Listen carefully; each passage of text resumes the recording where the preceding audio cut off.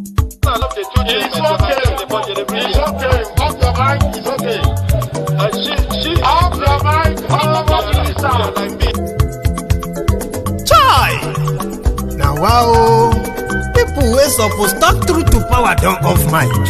And if we talk, now 500,000 they go summer us, call them hate speech. But fear not, my ego don't come. Ingo torchlight every corner, nooks and cranny of all these bad people where they spoil our country.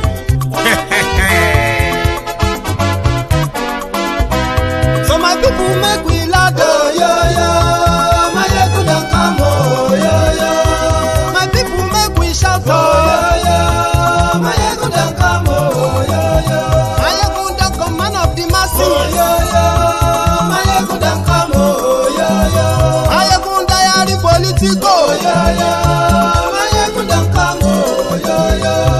this one not the off in mind.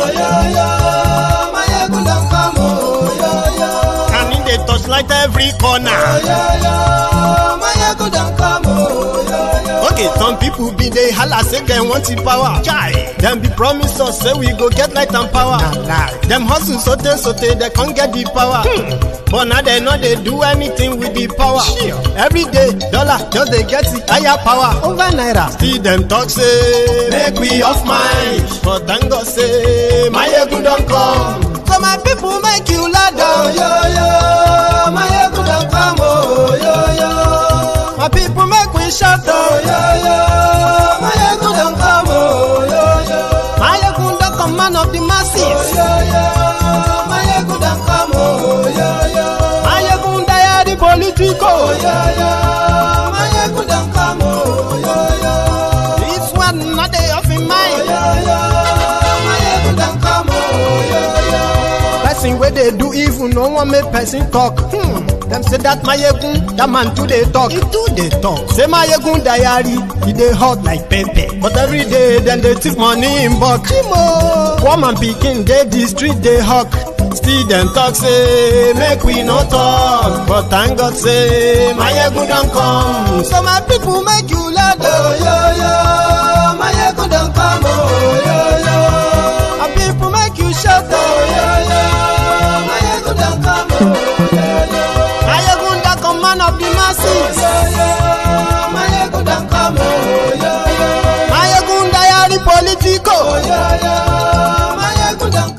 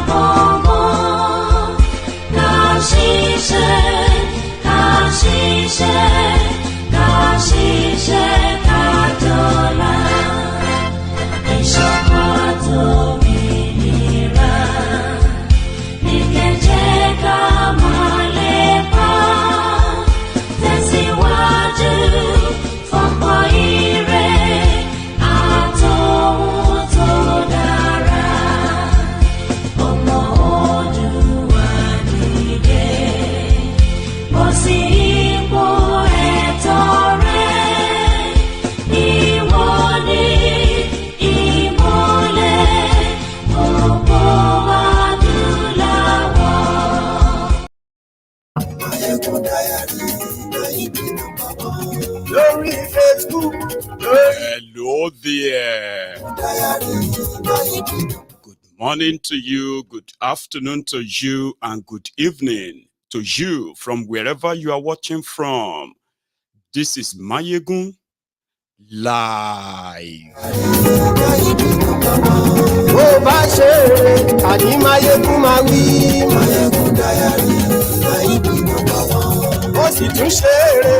I think I should be playing that anthem from every broadcast now to remind us Yorubas who we are. Godfatherism kò sí lọ́rọ̀ Máyégún. Máyégún Diary Náídì number one. Ẹ farabalẹ̀ sẹ́ o kẹ́gọ́rọ̀ lẹ́nu. Thank you so much for joining me from wherever you are joining from. Please share this broadcast. Invite your friends and invite your not so friendly friends. Tell them, Máyégún today. Àní ẹ̀sùn rákì. Máyégún today. Máyégún today. Ọ̀jẹ̀lú ẹ̀sùn rákì. Read the caption of the broadcast. Read the description as well. This is going to be a very kind of interesting night. And I'm also going to open the line. Just make sure you share the broadcast. Please. Àní ẹ̀sùn rákì. Máyégún today. Ọba bá gbé wúrẹ́. Máyégún máa wí. Àní ẹ̀sùn rákì. Máyégún today. Ijó ìgbádìyẹ. Máyégún máa wí. Àní ẹ̀sùn rákì. Máyégún today. They have started again. 21 days ultimatum has been given to Tinubu by a group called Northern Consensus Movement. They kind of always change names, but they are the same guys. 21 days, or they will block food supply to southern Nigeria. Isn't that war?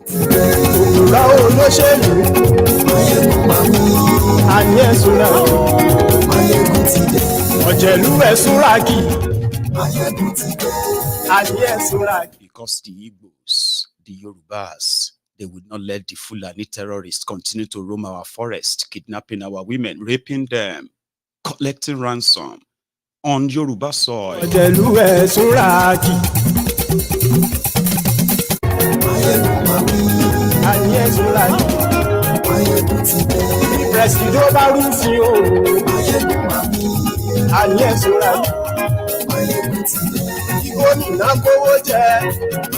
So tonight, the Nigeria Judiciary has also come to justice again. Aṣòfin tí ń rúfin o. Máyégún máa wí. Àní ẹ̀sùn rákì. Máyégún today. Òkúra olóṣèlú. Máyégún máa wí. Àní ẹ̀sùn rákì. Máyégún today. Ọ̀jẹ̀lú ẹ̀sùn rákì. Máyégún today. Àní ẹ̀sùn rákì. Máyégún today.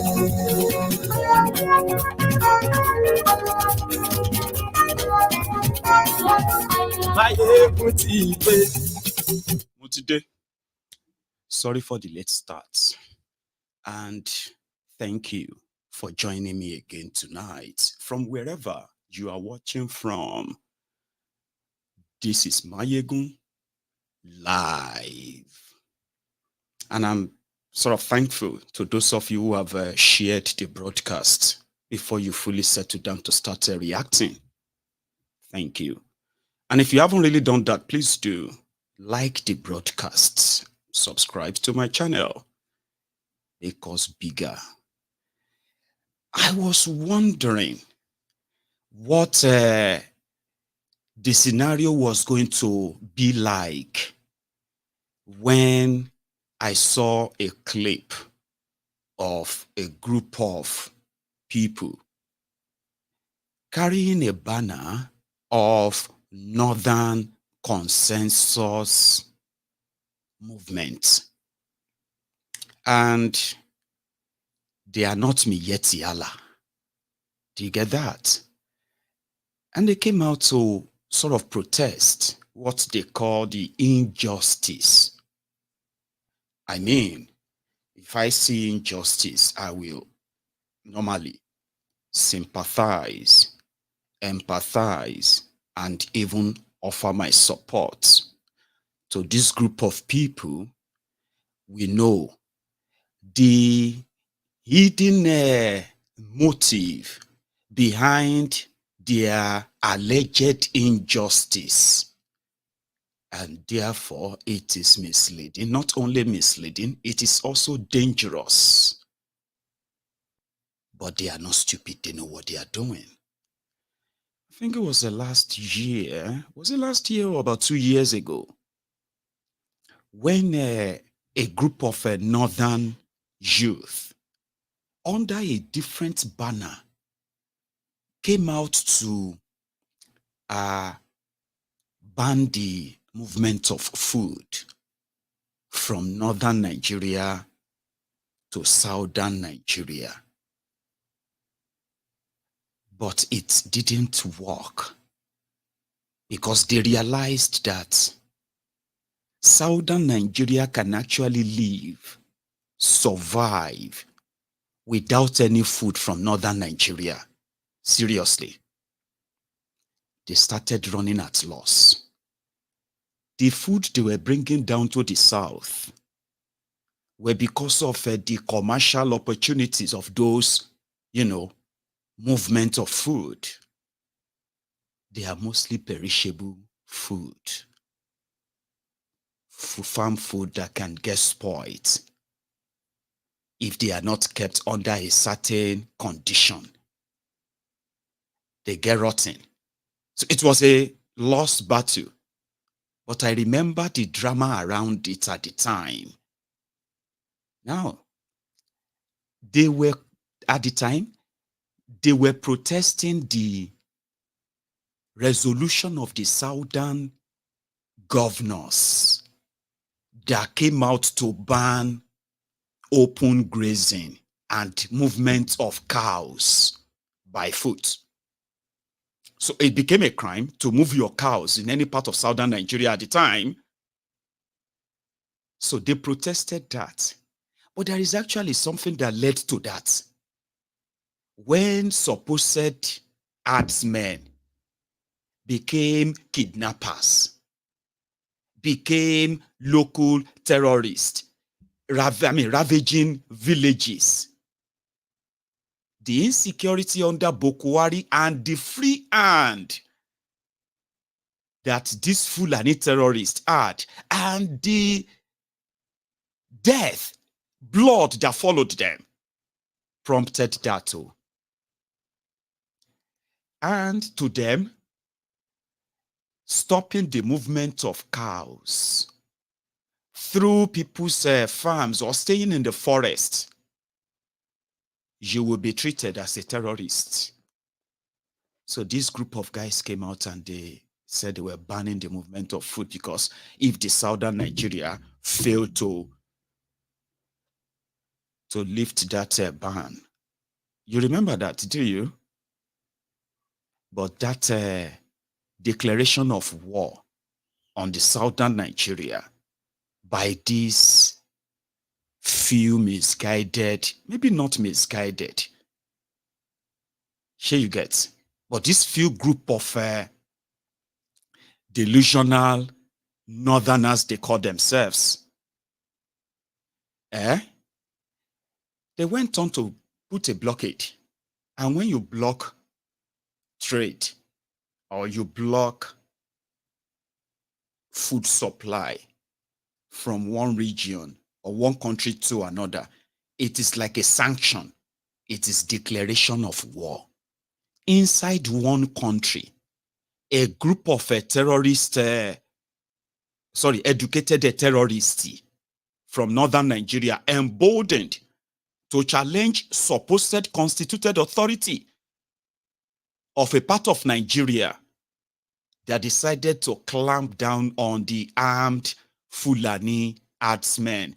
That is how they put it in the media. Armed Fulani. No, they are armed Fulani terrorists because their actions are not grazing. Initially, when this whole thing started, they were attacking farmers. They were destroying farms. That automatically affected the food production in southern Nigeria, in many parts of southern Nigeria, and further contributed to the poverty that later enveloped Nigeria to this day. That was how it all started. They improved to attacking people, kidnapping them for ransom across southern Nigeria. Fulani terrorists. These are acts of terrorism. In case if you don't know and you have forgotten, events like this prompted the ban on the movement of cows. This was about 2-3 years ago. These guys blockade food from northern Nigeria to the south, but there is a myth that that action eventually demystified. I mean, who won't ban the terrorists who entered the land of people's lands and their communities as herdsmen, but ended up as this, where people ended up as refugees in another country. A quick reminder before we get onto it today.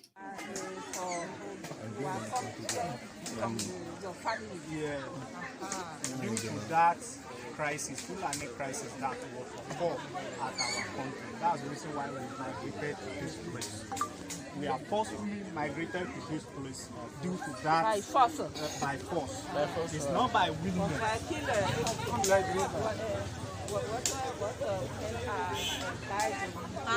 Women. Oh, man or women. How much are us, man or women? Only you. Are dying here.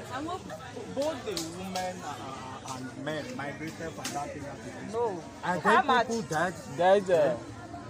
But I say how many people they killed there? Okay. Yeah. There are few many people, but that our many people, many people have lost their lives. Many people have lost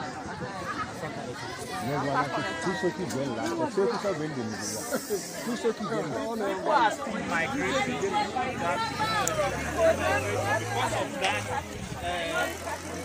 At Modudu and all other areas. What happened? What happened? It's because of the Fulani crisis. Fulani, they are killing the people anyhow. They are killing the people. Anyhow. They will move from any village, from one village to another. They will migrate from one place to another. They just keep people. That's the reason why the people are scared. They move down to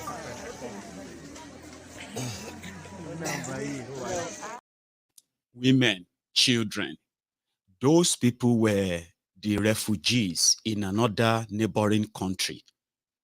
These people have no border. They do not share. We do not share border with northern Nigeria, Ogun State. The distance between Ogun State and the nearest northern border, Niger State, which is actually the north central anyway. Yeah, Niger State is about 600 to 800 kilometers, as some will know.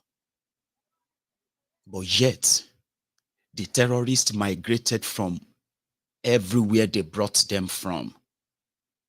And they ended up in the deeper south, close to the ocean, terrorizing the people. And in case if some of you still remember, because Stockholm Syndrome is a big thing in Nigeria anyway, but yeah, it was so bad that the political class in southern Nigeria couldn't ignore anymore. So they had to issue a ban. So this guy, Blockade.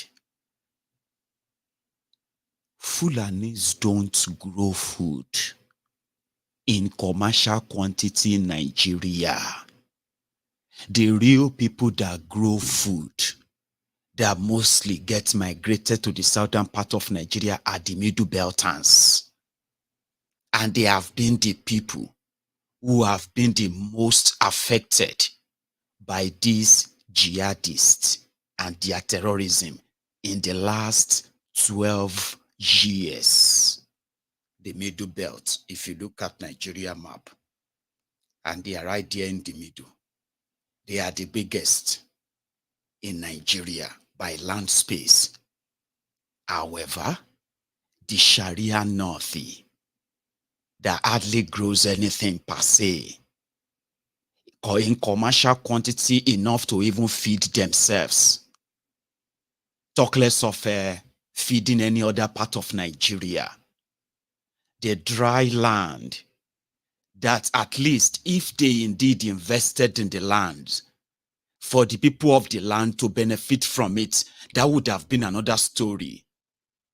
The criminals who have used religion to hoodwink their own people for so long, they continue for political conveniency. Tells you northern Nigeria is bigger than southern Nigeria because they can easily claim places called the North Central just for the numbers of people there, not because they have any respect for the indigenous people that make up those places. Remember that? Or you don't? For us in southern Nigeria, the terrorism that we later suffered so deep towards the end of Boko Haram's, inglorious terroristic government, the Middlebelt part of Nigeria, they have been burying their loved ones that have been slaughtered needlessly, unprovoked by these jihadists for years before they finally crossed down the border, deeper into the heartland of the southern Nigeria, into the eastern part, down to the creeks. The terrorism touched every part. But when people reacted, they quickly said the reaction was an attack on northern Nigeria. How? How is that an attack? That people says they have the right to defend themselves and they have every right to stand up and ensure that such right is never taken away from them. How is that an attack on northern Nigeria? Because for those who knows very well, okay, you see that Boko Haram. Now, put it this way. You have APC, Egbekegbe. Now, inside APC, Egbekegbe, you know there is the amalgamation of strange bedfellows. The jihadist arm are that of the CPC, where Boko Haram and his gang came from. The progenitors for the terrorists in Nigeria. Dig that, okay? Now, them coming together, they have others who are tribal, and ethnic, jingoistic. Talk about a xenophobic APC. Those ones are from Lagos and some other part of southern Nigeria. But you shall get. So it is the fusion. I've been at the infusion, shall be fusion of all of these that make up APC. Egbekegbe abi. Meanwhile, in that, they have different categories, or maybe not categories. Let's say they have different branches. Maybe branches, kind of. That will work. Branches. You see the armed branch of APC, Egbekegbe. Those are the Nigerian army, Nigeria police, Boko Haram, Fulani terrorists, ISWAP 1, ISWAP 2, sure you get. And those are the armed wings of APC, not branches, wings. That's one wing. They have the propaganda wing. Then they have the RCCG wing. That one is the prayer warrior or prayer pastor premium kind of a wing of that. And they also have, what is these people called? Jibuis. These people that brought terrorism to Nigeria at the time, conflict for jihad. What's their name again? I can't really dig that right now. But you know the people I'm talking about, those ones who have ensured that when it comes to every sector that really matter in Nigeria, they have their sympathizers who are their members as part of that. And that is why you will never enter Islamic terrorism and jihadism and their sympathizers in Nigerian system. Now, that's just a little bit of digression onto the side. it was under them that for the first time in my own lifetime, I saw terrorists who actually have spoke people. So you see this middle belt, they have started to realize that despite the fact that they are victims of ethnic cleansing hidden behind religious cleansing, most of them who are like Christians, they've realized that all of the attacks that they have suffered, they have been attacks from jihadists who consider them as infidels. So how can you continue to say one big north, erasing the identities of the people of the Middle Belt? Here you get, erasing their identity when it is politically convenient. But when it now comes to their real affairs and their identity, you want them to exist and never to be seen. They are dying in the hands of your young people, armed people who are killing them because they are infidels. And yet, you could not use all the power that you have acquired. The power you acquired because you continue to claim one big north, one big north. Yet, this middle belt is part of your one big north. What exactly is the benefit of being part of one big north, other than for political advantage of criminals, chancers? Under Boko Haram, the Middle Beltans started distancing themselves because they have been the ones who have suffered most. Seriously, especially in the hands of these Fulani terrorists. But yet they are not protected. And to their faces, they are telling them that they should be grateful that they are part of Sharia North. And they are telling them we are not Sharia. We are not this, your idea of a religious North and kind of, here you get, under Boko Haram. And today, it is one of the manifestations that Nigeria is living on a borrowed time. Here you understand now. The fake union, one Nigeria, is a ruse. Everybody is laying their hands on whatever they can get out of the place right now, that it is still officially existing before it will cease to exist, because blood will flow in such an environment where, in case if you don't know, you are on your own. So, these Fulanis that we know in Nigeria, they don't grow food. They are not farmers. They are adders. Abi, which means they deal in cows and cow meat. And southern Nigeria eats lots of cow, of course. I mean, if you know the number, it simply means southern Nigeria is where the market for that their cows is. Abi? Now, the idea down south of Nigeria is that there is nothing wrong in being a artsman. Here you get. But in this day and time, nobody should be killing people because they wanted to graze cows. Do you understand? Like, you are even losing a lot commercially. Like, you are losing so much reward where you are roaming your cows all over the place. If you put your cow in ranch, there's so much you can gain. There's so much you can make. And it is even safe. A lot of the Fulani herders in Nigeria, they are also victims of a constant cattle rustling.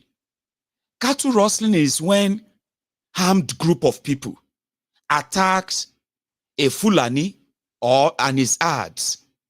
They kill the Fulani, take all his cows and his herds. Because Fulani moves from everywhere, they say, yeah, this is 2023. If you have Fulanis who have enjoyed being in power in Nigeria, and they have never really seen the danger of Fulani moving cows from everywhere, if there is no agenda, if there's nothing hidden this is all about, Fulanis who have gained access to power and wealth in Nigeria, many of them, if they are real Fulanis, must have also passed through that dangerous stages in their life where they've come under attack from people who came to kill them and take their cows. But yet, the same supposed powerful Fulanis are those who are now encouraging that people should give up their lands in order to resettle the Fulanis that are killing and kidnapping people, or else there's nothing they can do about it. And therefore, a Fulani Ada is entitled to carry AK-47 right before our very eyes. We're told that there's nothing wrong if they actually opened camps in our forests. And when people come out, at least those who make it out, when they come out to talk about their experiences and in the hands of kidnappers, and they point into our forest, that is where I was held for weeks until I paid this or paid that.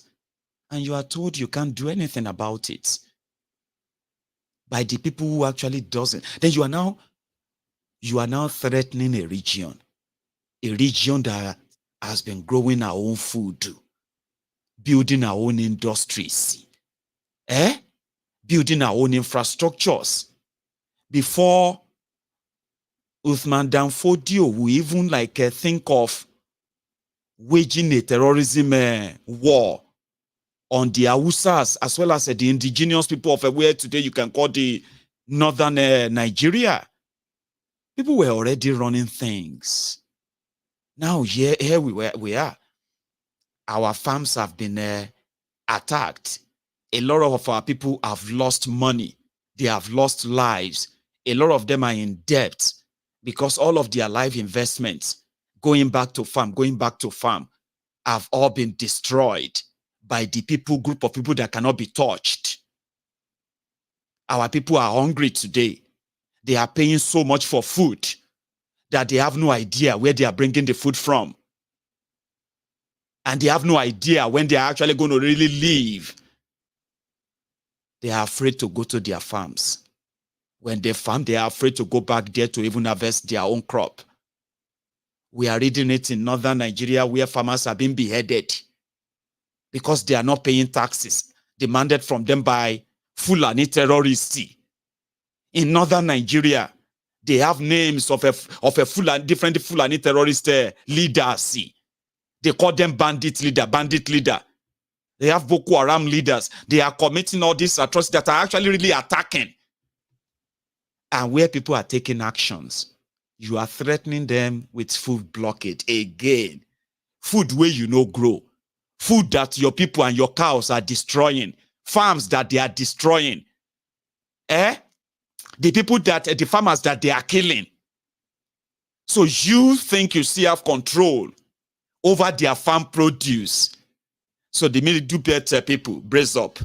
Here is that clip where they have given Tinubu 21 days. 21 days to give protection to their people in southern Nigeria. I mean, we have northerners who have different businesses. So many of them. They have been living in southern Nigeria for decades, including Igbo land. People know them. They know the people. Until the incursion of all these strange murderers, that we are so sort of sad that Nigerians knows that there are Fulanis in Nigeria. There are Fulanis and we know where they are. We know what they do.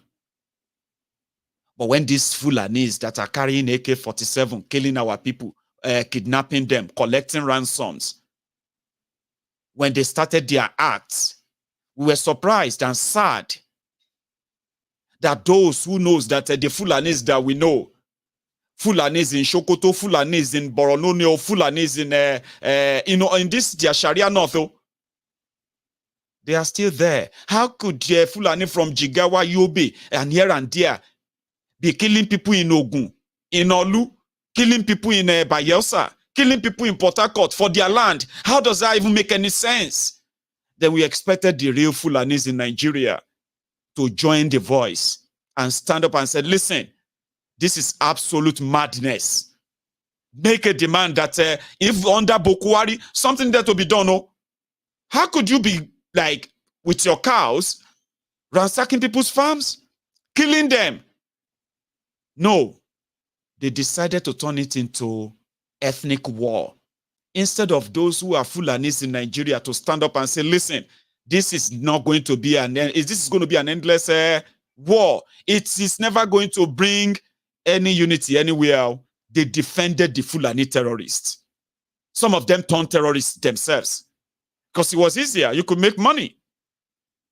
And their politicians, what were they doing? They were making laws to protect them. We saw all of that. Fulanis don't grow food to sell to anybody. Do you understand? You can keep your cows, great. How many people can even afford beef meat these days anyway? Where people are complaining that they can't afford frozen fish. You don't grow food, so you can't blockade food. Well, yeah, 21 days. I'll show you.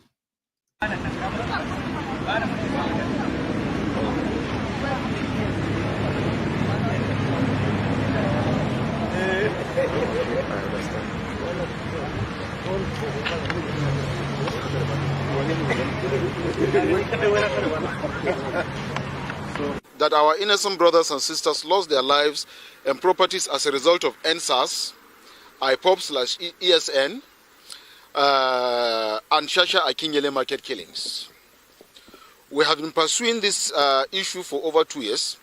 Our effort in calming down our youths participated on our meeting in the villa with the Chief of Staff to the President of the Federal Republic of Nigeria, Professor Ibrahim Gambari, under the leadership of His Excellency, Governor Yahaya Bello of Kogi State. That led to the suspension of no food supply on the promise that adequate compensation will be paid. Since that meeting, nothing has been done towards fulfilling the promises made 2 years down the line, and several reminders have been sent to the various authorities, and yet nothing to write home about. So we decided to organize this peaceful demonstration in order to show the federal government and the world our dissatisfaction over the way government are treating issues. And we are still calling on the attention of President Bola Ahmed Tinubu to do justice to this matter, as failure to do anything on this issue we will have no option rather than to go back to the road and block every existing road leading to the southern part of the country. That is, we are doing the third no food supply to the entire 17 southern states. So as from today is 29th, 11/20/2023, we are giving the federal government an ultimatum of 21 working days. When we say 21 working days, excluding weekends, within which, if nothing is done, then it means we will have to embark on that no food supply strike. That one is going to be a strike. This one is a peaceful demonstration. We know that the President Bola Ahmed Tinubu is a Democrat and an administrator by excellence. So we are therefore optimistic that he will listen to the cry of the widows and the orphans of those of their own breadwinners that were innocently killed. Thank you and God bless you. Now, what we are saying is, in the IPOB, the NSAS, and the Shasha Akinyele market killings, that those things that happened, we lost gallant security agencies, policemen, soldiers, members of the secret police, that is the DSS, our marketers, women and youths. It is an open thing. Put together, we've lost over 300 people, lost over 273 vehicles, from open trucks to Sharons, to saloon cars. This thing is known. We've presented those documents to the federal government from the time of President Muhammadu Buhari, where we had a no food supply strike that we block every existing road that lead between the northern Nigeria and other parts of Nigeria, that is the entire southern part of the country, for 4 days.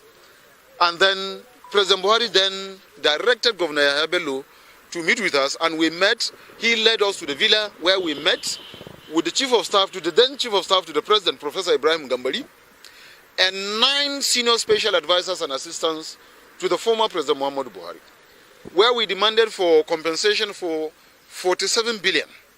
And the President then, Muhammadu Buhari, through the Chief of Staff, approved 10%, which is 4.7 billion.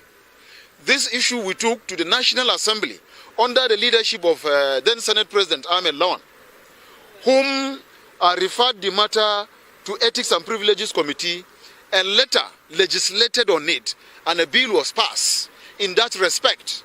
And we are also aware, 3 weeks to handing over of President Muhammadu Buhari, he signed the bill for payment of compensation on that respected matter. Before President Bola Ahmed Tinubu was sworn in, we wrote to him informing him of these incidents and also the processes that we went through, the National Assembly passage of the law and the signing that the former President Muhammadu Buhari did. We were also reliably informed, as at that time President Bola Tinubu said he is an elected president, president-elect. He has not been sworn in, so he has no powers to execute anything. Now that he has taken over fully as the President and Commander-in-Chief, we've also written again to remind him that compensation is due for payment, because the families of those that lost their lives, from the security agencies to the marketers to those that are innocently trading in this 17th part southern state of Nigeria, the families are looking up to us and even beginning to think that the money has been paid to us and we refuse to give it to them. Hence the reason we have to take this action. First, to clear our name, because it is known all over the country that we have pursued this issue and the National Assembly have passed it and the former president has signed it. So we are calling on the president, the Democrat that he is an administrator, someone that listened. That was why Nigerians vote for him. And in fact, I make bold to say that Northerners made him the president, because we gave the massive vote that actually produced him as a president, rejecting our own, because we have 2 other candidates that are from the north, but we spent day and night reaching out to whoever that needed to listen or we have access to, and requests for support for him.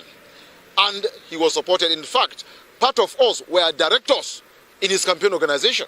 That is to say that Nuisance Lele.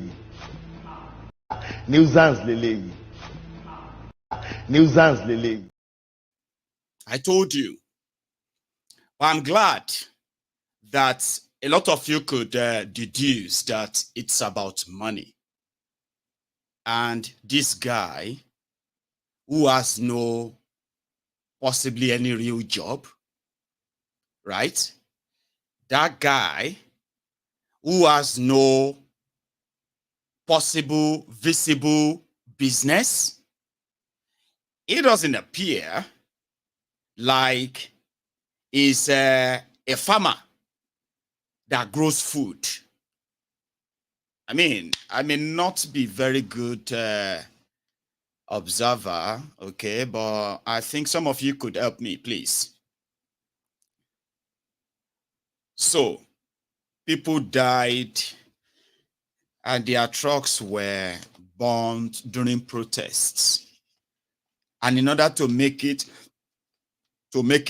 sound as a powerful allegation, he quickly sneaked in IPOB in there. He said protest, NSAS, IPOB, ESN. He quickly sneaked all those in so as to make his statement sound like it's something reasonable, right? And the blockade food. as a means of protest because they were supposed to be paid, or they demanded for 47 billion naira as compensation. So Boko Haram approved 4.7. Now, let's do the math. According to the reports about 2 years ago, when they decided to threaten the drivers who are taking food down south, threatening them that anybody that try to cross from that Jeba to to Kwara Ilorin, anything that happened to your food, 1 second though. Ó ti lé lọ́dún mẹ́ẹ̀ẹ́dọ́gbọ̀n sìn tí mo ti ń sìn wọ́n bọ̀. Eléyìí tó jókòó lẹ́yìn mi Dàpọ̀. Ṣó wàá lè sọ pé òun lè di ìdádì gómìnà tí ó bá ṣe mí?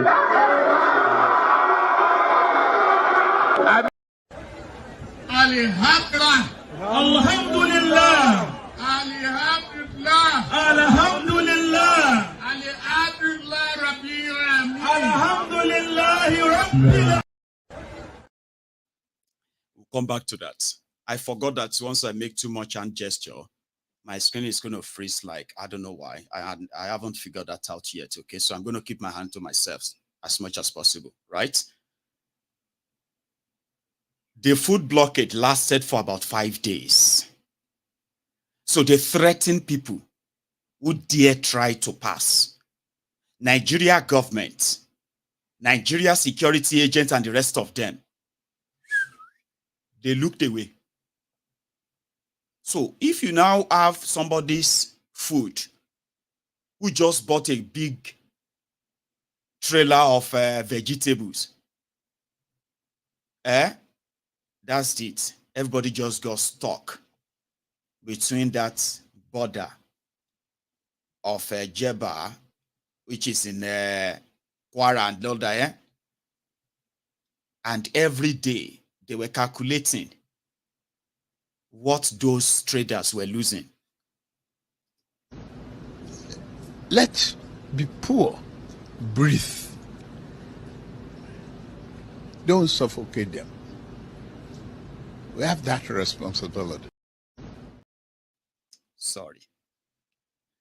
So they said daily they were losing over 1 billion naira. So for 5 days, they lost over 5 billion in food that was supposed to have been delivered a week ago. These terrorists, they ensured of that. Nigerian security, what have you? They looked away. So it was then that the Yeyebelu of Kogi now tried to be a mediator by saying they will make sure that their 47 billion that they want for compensation, want as compensation, Boko Haram will pay them. They now made an announcement. By then, people are already like, oh, more. If by Friday, if these guys no leave road, war will happen. Oh. Down south, everybody was just living their life like normally. Those who didn't see cow meat, what have you, they resorted into using other spices for their food. You understand? Like people just moved on like it's nothing. They were expecting that food prices was just going to be like out of hand, except for Lagos. Other places, people were just like normal. They were just reading the news about, okay, yeah, food blockade. Okay, yeah, okay. They don't open the border. No, they never open them. Nobody really cared per se, except for those traders who were losing money, whose goods were being destroyed by these lunatics. They were never protected. So Boko Haram can't approve 4.7 billion. People, they said they've lost 47 billion through all of this protest and other, right? Fine. Plus 5 billion they lost in a week. That's probably how much? 62 billion. Boko Haram now gave them due check of 4.7 billion. That is why he's out again. Oh. Person we no get farm, we no get any business. He's not going to lose anything. He's right there now, giving 21 days ultimatum that if Tinubu probably have to give them the 4.7 billion. And of course, they probably will give it to him, or he will never get a 4.7 naira. Go and block anything where you want block. People don't they see shaggy already. So it's now up to you, who are real middle belters, whose food are your food are the food they are going to try to destroy. They don't grow food. Tell me how many Fulanis who have farms. How many? The Hausas who actually really have farms, and other ethnic nationalities up north who really have farms, they have become victims of Fulani terrorism. That one is another thing. Oh, did you see that video where they are showing the bandits giving an interview? And they are also interviewing the Hausas. And the Hausas was asking for guns, that government should let them have guns. They want to face the Fulanis. And they were showing places where they have buried their own loved ones. So all of that political, peri-peri, and all of share you get, it's all expiring, you know. And it is gradual. So middle belters, you have suffered enough. You see charlatans like that, jobless people like that, those who live off the system like that, they have no idea the damages they are also causing. I just want you to know that, because in northern Nigeria, where it is almost impossible to even farm anymore, Sharia North, where most of the territories are being controlled by armed terrorists, different terrorists. Farmers are paying taxes to terrorists before they can go to their farms. A lot of them, they have run out of everything, to the point that not being able to even pay the tax anymore, not being able to farm anymore, in itself, it's like they are living on borrowed time. Right now in northern Nigeria, I have never seen any of this northern group come together to make a serious demand for the change of security situation in Sharia North and the rest of Nigeria. I have never seen that. But they come around and make threats here and there. It's all the same. Because I'm a Yoruba man, I am not comfortable for a Fulani man that I don't even speak his language. I don't know the goddamn place he comes from, pointing gun at my head and the head of my own family. Or raping my own family, raping my own children, my own, in my presence. Do you actually care at all? So keep your food, if that's going to keep peace, at least. But yeah, I empathize with them. I sympathize with those who have become genuinely, unfortunately, who have become unfortunate targets of the actions and inactions, the consequences of actions and inactions of Boko Haram's government. I said, if you are a Fulani and you are watching what Boko Haram was doing, and somehow you feel good or you feel powerful, you are just stupid. Honestly. Because what Boko Haram did is to put a target behind your back, is to make the rest of the ethnic nationalities in Nigeria, to look at you and look at you with scorn, with suspicion, even when you are just living your life jejely in any place you find yourself. You have no power to influence anything, and including your own, your birth. You didn't influence to be born a Muslim or a Christian, to be born a Fulani, Yoruba, or Igbo. You did not. But there you are.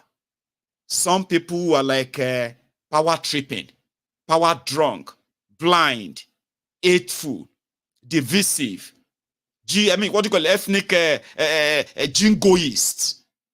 They are making decisions that continually put targets on your back, not to make you feel powerful. Same thing I am saying to some of these dumbos today, the Lagos Abobakus, the bastards. That listen, in this life, injustice if you are benefiting from injustice today, okay, you are not doing anybody but yourself. The table will turn. Things will change. Injustice that remains, the one you are benefiting from today, you will become the victim of it tomorrow, directly or indirectly. That's what injustice, that's what it is. And when you look at people who are using your race or playing their ethnic card, race card, acting so notoriously, dangerously in your name, the ideal thing for you is to publicly reject them. I'm a Yoruba man, and when I look at what these criminals stand for, right? When I see a Yoruba man who is participating in that, right, it is my duty to publicly reject them. Because as you have them, right, if you by any means associate with them, even when you have no direct, benefit, even when you do have direct benefit from them, the end goal is that in division, they will have power. And in that same divided country, you will have a target at your back, even when you are never involved in any of that. So as a Fulani today in Nigeria, except when they know that they want to benefit from you, as a Fulani in Nigeria today, other Nigerians are going to be wary of you. Why? What did you do? Because a lot of you kept quiet when Boko Haram was trying to legalize terrorism by rewarding terrorists in the name of, and instead of actually going after them for their crimes, Boko Haram and his gang, they were going after those who were talking about them. A lot of you started playing the victim card. They hate you. It's because you are a Fulani. All of you hate Fulani. And that is why all these Lagos Abobaku today are saying, what the Fulanis faced in Nigeria, they will not accept it as Yorubas. Excuse me, that you are a Lagos Abobaku, a bastard, and a Yoruba person doesn't mean you represent Yorubas. Olori buruku ló pọ̀ jù nù yín. You are not, and you will never represent or speak for the Yoruba people. Láti bo síbo, ẹ̀yin àgbèrò. Ẹ̀yin àgbèrò ajẹlójú onílé alọ́kó ló ń kígbe. You can never, because people of little value, you can never speak for the Yoruba people. You will never represent the Yoruba people. Represent your bigotry. Represent your xenophobic, what have you. Great. But you will never help put a target on the back of the Yorubas when we look at these criminals who don't give a damn about you. They don't give a damn about you. You know that. You don't. That's fine. Talking about when you are playing with the tiger, ladies and gentlemen, one of these days you are going to end up in its belly. And I'm going to use Dino Melaye as an example. A Dino Melaye that we kind of know or refer to as Keneri Dino. He has seen the lights.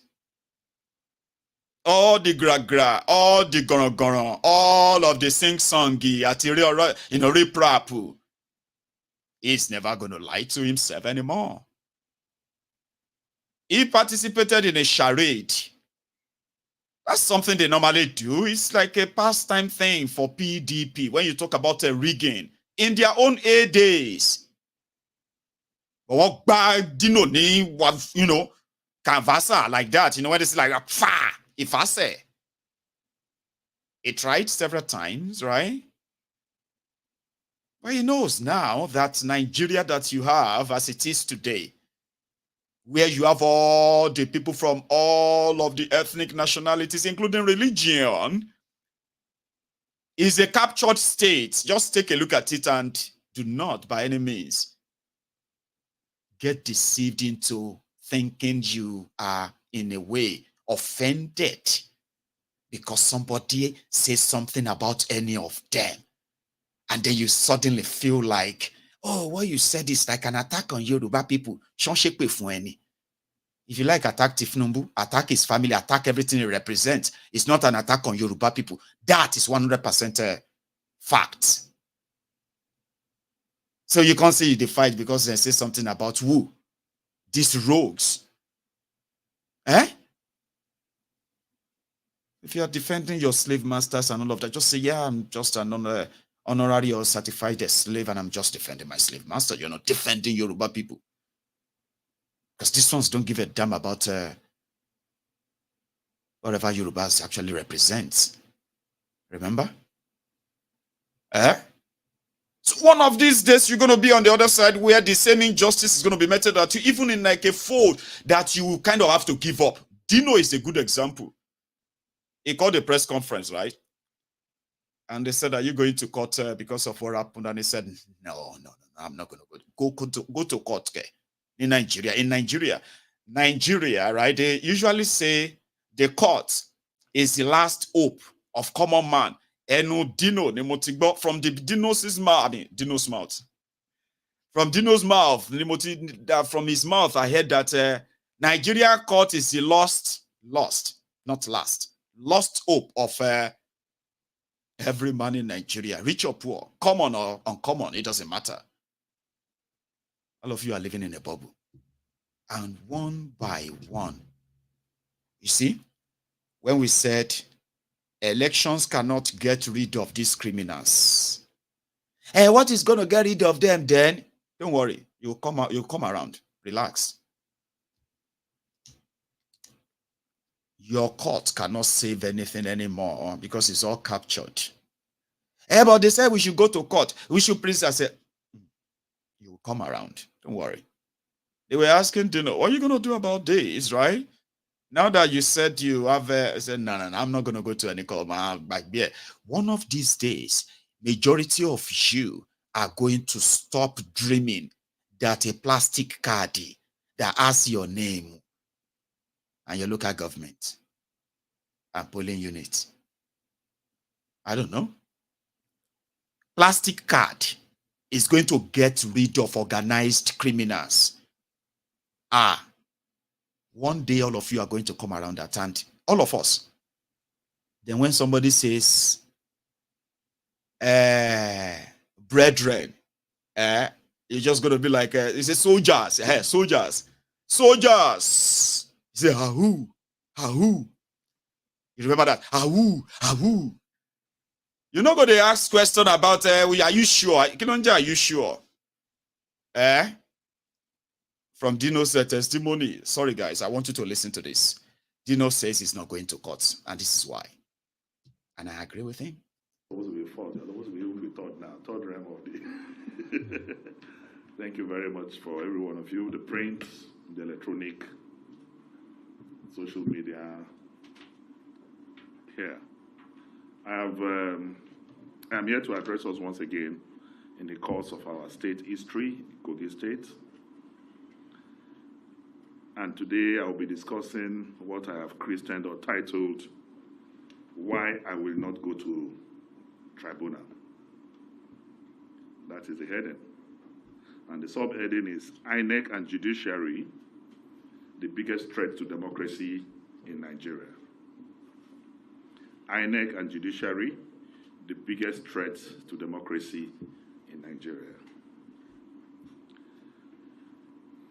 Fellow pressmen, in all thriving democracies around the world, the election management body like INEC and the Judiciary are its sustaining pillars. The constitutional duty of INEC is to conduct periodic, free, fair, and credible elections and declare the popular will of the people as expressed through the ballot, but at moments, election results are not written and prepared before election day. Sorry, I take that again. The constitutional duty of INEC is to conduct periodic, free, fair, and credible elections and declare popular will of the people as expressed through the ballot. But at the moment, election results are now written and prepared before election day. under Professor Mahmoud Yakubu. The judiciary is supposed to be the last line of defense of democracy and the rule of law. But the tragedy today is that the judiciary over the years have not lived up to the expectation fully on matters of electoral justice. Worse still, it has now been captured by APC, and it's now the weakest link for the subversion of democracy in Nigeria. What a disgrace and shame to the largest black race of the world. A democracy without the rule of law and a courageous judiciary has in it an inner virus that will lead to its destruction. The common saying that judiciary is the last hope of aggrieved citizens is now an empty slogan, because the judiciary is truly now the lost hope of the people of Nigeria. That is why I, Dino Melaye, will not dignify a captured judiciary that is now a department of APC by filing a petition over Kogi State governorship elections that majority of the results were pre-written before the election day by INEC officials. Under the most corrupt chairman, Professor Mahmoud Yakubu, the most pernicious, odious vermin that ever presided over election management body in Nigeria. I repeat, Mahmoud Yakubu is the most pernicious, odious vermin that ever presided over the election management body in Nigeria, INEC. Why should any responsible Nigerian go to the tribunal when APC has captured the judiciary and their members, that's APC members, openly boast at rallies about their control of a corrupt judiciary of cash and carry? Why should other political parties and Nigerians participate in future elections with the conclusion of grip and total control of INEC through the appointment of APC card-carrying members as commissioners into INEC, who will recruit ad hoc staff, APC supporters, as pool officials? All recognized individuals of proven integrity from south and northern parts of this country, applauded by Nigerians for their commitment to credible elections as commissioners, have all been eased out of INEC. The way the so-called State Independent Electoral Commission, SIEC, is constituted by governors with party members and supporters is what is happening now. So that means what is happening in SIEC is exactly what is now happening with INEC at the national level. It's constituted by governors with party members and supporters is what is being replicated by this administration with INEC at the federal level. No more elections like local governments, but pure writing of results before elections as done in Kogi and Imo states. A typical example is what I will show you now. This is certified true copies. So when SDP was shouting all over the air that they need INEC and they need the tribunal to give them order for INEC to release documents to them, we got these documents last week. And they are certified true copies by INEC. This is the certified true copy of the Kogi State election on the 11th of November. This is certified true copies of the presidential election in February. What I want to do here is... The more you look, the less you see. The more you look, the less you see. Dino, we know all about that, okay? And Dino said, why should anybody go to the tribunal? When you know they have already captured the place. Why should any of you participate in future elections when you know that they've captured the INEC. Dino is asking rhetorical questions. Have you rhetorical questions? But let me help you a bit before we continue. Currently, when you see the states, they call them CX, State Independent Electoral Commission, instead of National Independent Electoral, Independent National Electoral, whatever, CX, State Independent or State Electoral Commission. When you go to those places, the ruling party in the states, for example, let's say Lagos State, ruling APC ruling Lagos. When you go inside the INEC in Lagos, more than 80% of their ad hoc staffs, including permanent staff inside INEC in Lagos, they are card-carrying members of APC. I don't know why you probably shouldn't, you know what I mean? Those are the people who are ready to sabotage anything. Here you get. It will take a lot to overwhelm them. Nah. They would rather just cancel the whole thing and rewrite the entire thing.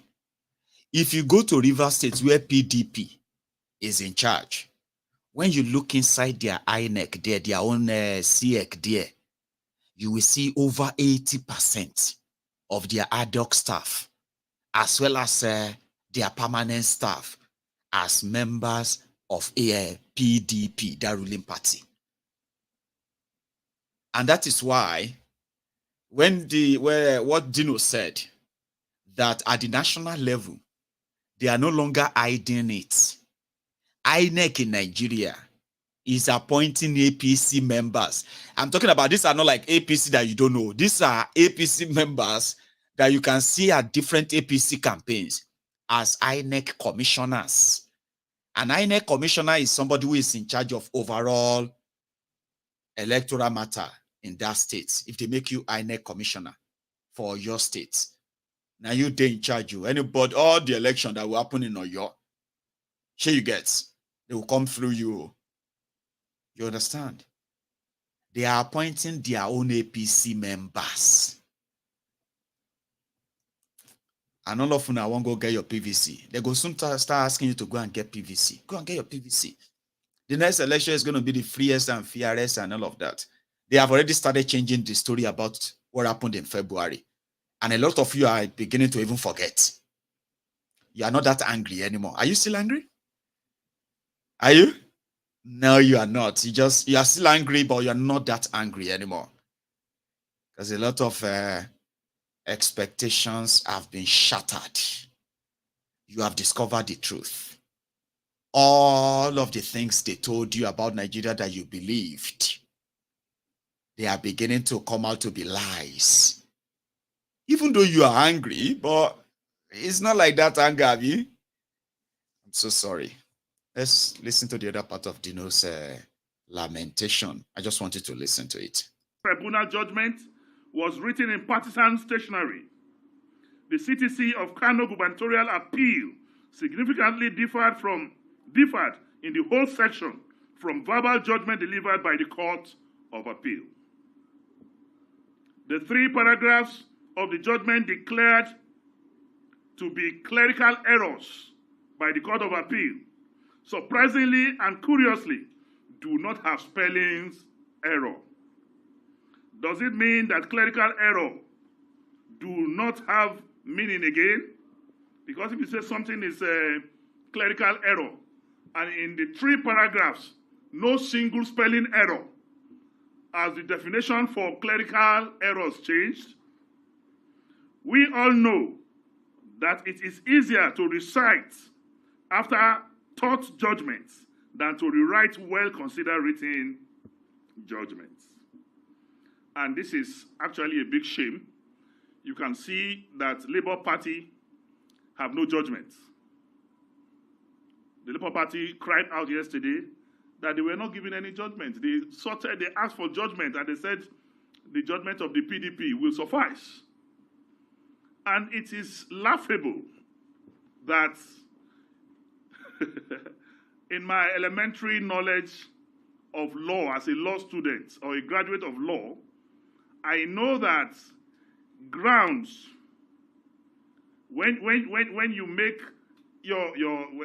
your grounds for submissions or issues that you raise in your submissions are questions. And we're taught in law that those questions for determination must be answered by the courts. But because the courts cannot, in their good consciences, or the judges or justices cannot, in their good consciences, answer those questions raised by labor. That is why there's no judgment. What are the issues raised? One of those issues is how did the picture of a lady appear on the server of INEC instead of posting result sheets? You posted picture. It's a question for determination. And that question has not been answered. And it is a norm, it is a practice, a convention that questions for determinations, issues raised must be answered. But because they don't want to answer it and they know what the implication of answering it, there is no judgment for Labour Party. We all knew that Labour Party is a different party in that matter. PDP is a different party. And the court, throughout the sitting at the Supreme Court, did not consolidate the cases of PDP and Labour Party. And where these cases were not consolidated, how can they have the same judgment? That is one of the fundamental reasons why I would say I have lost complete confidence in the judiciary in Nigeria. In sum, we can say that our country and democracy is at its most vulnerable point of decay as a result of institutional capture. Today, nowhere to turn to by citizens for sanity. Judiciary has become an extended section of a political party, doing its bidding and delivering predetermined judgments. The fingers of providence will continue to write its verdicts on the walls of our judiciary as the biggest threat to the survival of democracy in Nigeria. We are at terrible situations that led St. Augustine to declare that a country is nothing but a band of rogues without the rule of law. The judiciary has lent itself to APC capture, and it has become the instrument of partisanship. INEC and judiciary in particular have betrayed Nigerians and dashed their hopes and aspirations of democratic ideals through judicial sabotage. We can all now see what the scholar Montesquieu meant when he warned that there is no greater tyranny than a tyranny that is perpetrated under the shield of the law in the name of justice. Conclusion. Fellow Nigerians and gentlemen of the press, in the light of the foregoing, I, Senator Dino Melaye, have decided in good conscience not to submit myself to the judiciary that has become an instrument of political tyranny. Just as Pa Awolowo declared after the 1993 rigged elections, when asked why he refused to go to the tribunal, our sage, Obafemi Awolowo, said that he will not because the judiciary is corrupt and will not do justice. I will not go to court because justice has been murdered by the judiciary in Nigeria. I repeat, I will not go to court because justice has been murdered by the judiciary in Nigeria. Finally, may I use the opportunity to call on all opposition parties in Nigeria to forthwith boycott all future elections unless and until the current INEC constituted by APC members is dissolved and a new set of non-partisan chairmen and commissioners are appointed into INEC. Further participation by opposition parties in future pre-written election results. Further participation by opposition parties in future pre-written election results under a morally and ethically challenged Professor Mahmoud Yakubu, Electoral Commission amounts to giving legitimacy and credence to the continued rape of democracy in Nigeria. I hereby call on all political parties to boycott future elections in this country until Mahmoud Yakubu and the corrupt commissioners of INEC are completely dissolved and a new credible INEC constituted. That is when we can have democracy. If we fail to do that, participation by political parties will mean legitimizing, endorsing, and promoting the illegality that is ongoing. So I call on all political parties to boycott future elections and allow them to run a one-party state, because our non-participation will definitely will definitely deny them the legitimacy they need to carry on. So we call on the whole country. 70 years old man.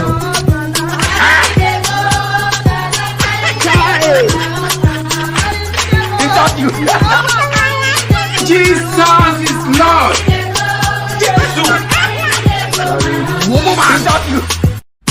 Country. 70 years old man.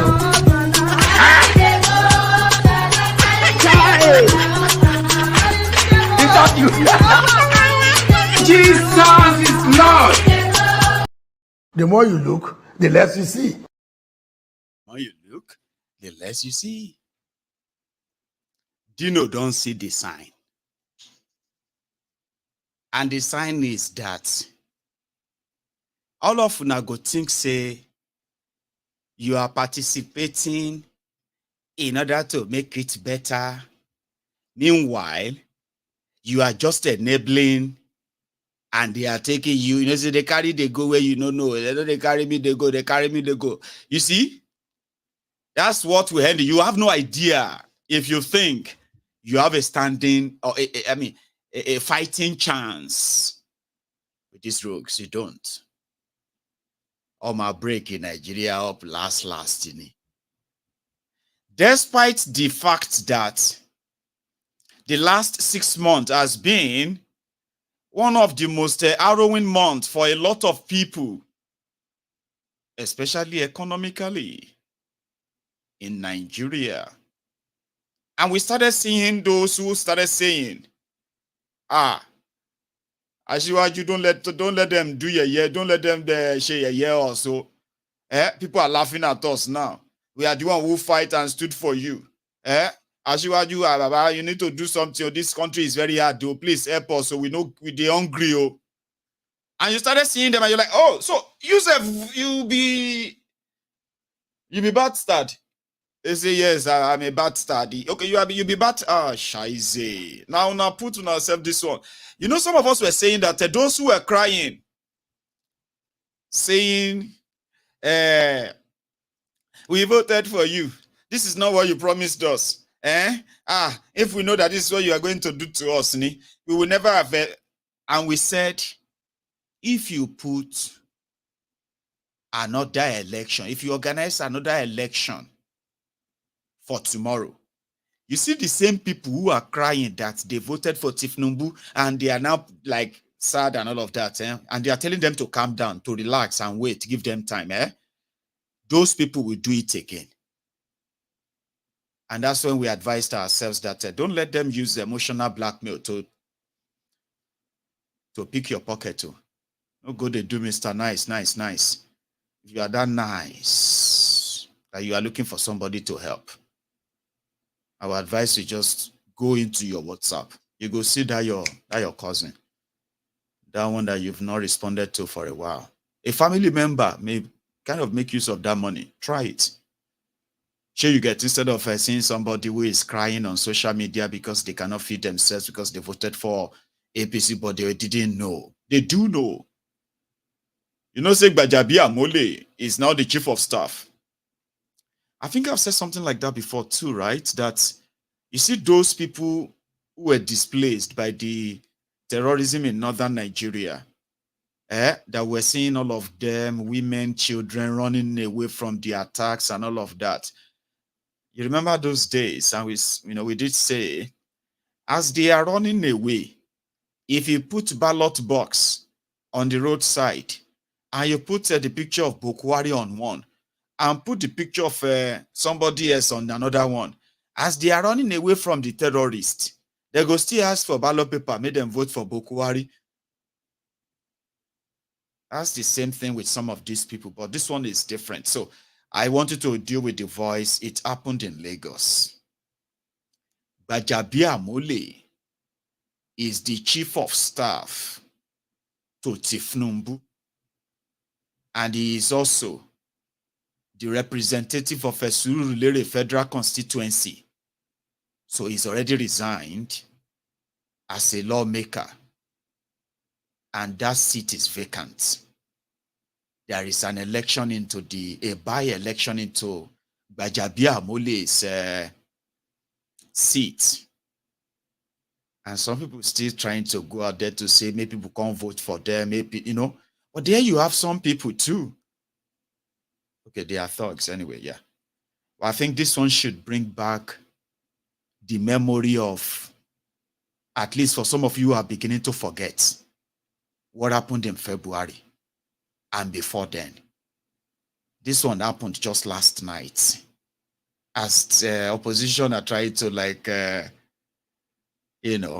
hang a banner of a candidate right there, right? And this guy showed face. I'm sorry, they didn't speak much of English, but it's mostly, hey. But I just want you to please pay attention to the scene. That people are still there. The thugs are still very much willing to do exactly what they did that brought this calamity on a lot of you, that they are telling you to hang on and be patient today. There are those who will do it again and again and again. I have told a lot of you that the moment INEC announced Tinubu as your winner, if the moment you allow them to announce him winner, the moment you allowed him to be sworn in as president, now only Asarailu can save you in the hand of Kolu. Without that, even when you're 8 years, when 88 years come, around that time, all of Funago don't change. See how many of you have changed today. Many things you never believe you can keep quiet and look away from. Today, now you be the expert now. Mind your business, Mayegu. They have kidnapped 14 people. They have killed 100 people in Borono. Mind your business, Mayegu. What's your business there? Are you from Borono? 8 years ago, you will see grown-up men and women crying because they just found out that they killed somebody somewhere. Today, breaking news. This will not even get news again. Which one be breaking news again? Breaking news. They kidnapped 300 people. And they also killed 200 soldiers. So this will not even get news again. She said, this one are news. See, Baba, they said they kidnapped 400 people and they killed 200 soldiers. That will not be news. Well, now today that they killed, they give us news. Instead of them give us good news. I said, Baba, that will not be news. 8 years ago, people bought the propaganda of the Chibok girls in that same Nigeria. You heard the Kankara, and the Shokoto kidnap, Kaduna kidnap, different school kidnapping. Since then, the same people who were like, oh my God, I can't believe it. Oh, the girls, God knows what they are doing to the girls. And all of 8-9 years ago, today, tell them so they don't kidnap a whole village. They will just flip the paper. Davido Chioma. Oh my God, Davido Chioma. Oh, Davido, the whiskey. Or other things that they will just be like, by the time Tinubu is done with you in 8 years, Unago don't change. You change your oh my show. The damages that Boko Haram did to Nigeria. Baba, that people finally got sort of they adjusted. They got used to it. Abi, you don't know that that's what happened. Who would have believed it in their widest imagination that you are going to change Nigerian naira to dollar. I mean, dollar to naira. Baba, for 1,200 naira. We dey talk am, but we no mean am. We dey believe someone, you know, if it happen. Like, yeah, how can that happen? But until we started seeing the sign that there's possibility, 100%. How many of you believe that all the things that people have taken in today with no reaction, they will take them in 10 years ago? How many of you? You tell me, conform me. My shape, my shape, everything. Though stubborn people go still there, that one normal. People go stubborn. People like me will go stubborn to the end. But some people go break after 1 year, some after 2, some after 4 years, some after 5, some now towards the end of 8 years they go break. We say they don't go feel cope again. Say, Baba just reason. You will be say we did on the same side 8 years ago. Una don't change to that side. You are here to real long.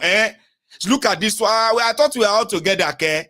I thought you are holding it together so that we can know people to trust. People go they fall like pack of cards. Poverty wa kereni. You don't see poverty. See, all of us we don't see what poverty be. If we start they smell the poverty, they nearly they roast us like that, Baba. Only you touch your law. You go see your more to my break. You go break down and say, well, Benny, all this comrade, you know if you pay my bill. I say, you don't even have fear of God. You have been very, very consistent for the past 12 years. I don't try. May other people say, go do consistency. I know if you shop consistency again, I have seen that happen many times.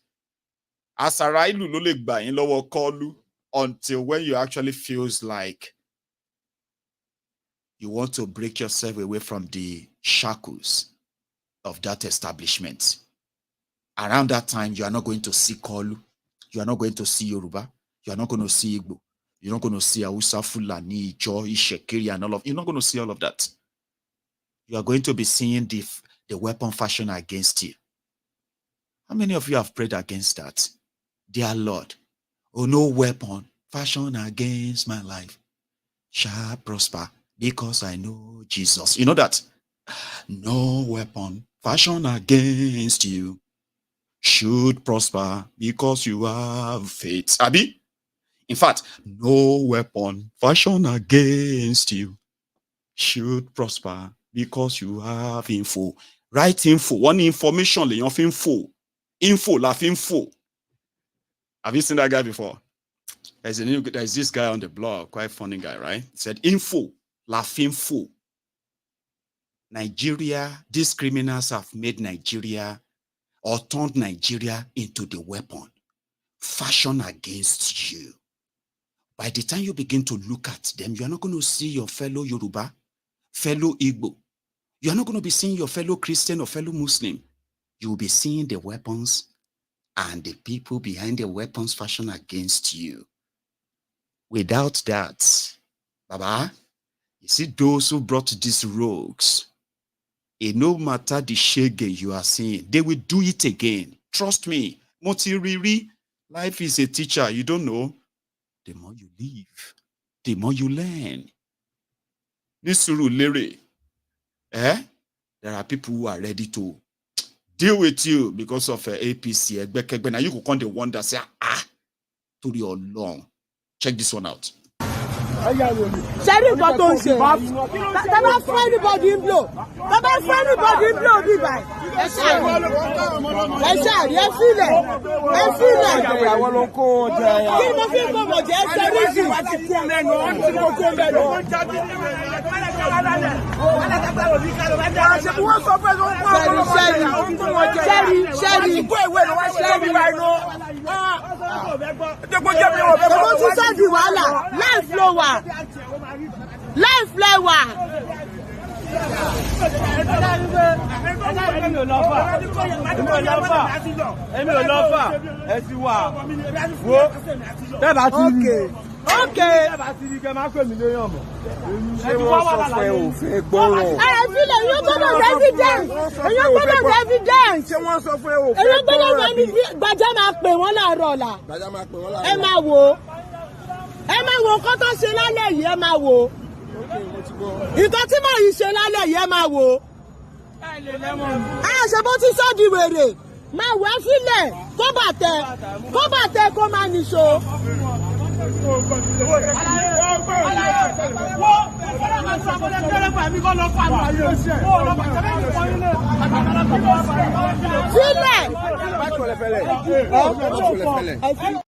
That one is too dark, Abi. So what they are having there is that they're like people of the same place.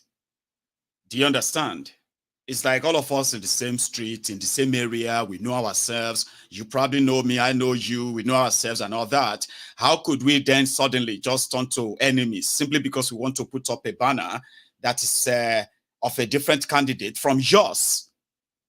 Like, how could you be like that? Tomorrow morning, all of us are going to see ourselves. We're going to call ourselves. I mean, you know, kind of, right? Might give you the one that seems to be a little bit clearer, okay? Sure. Check it.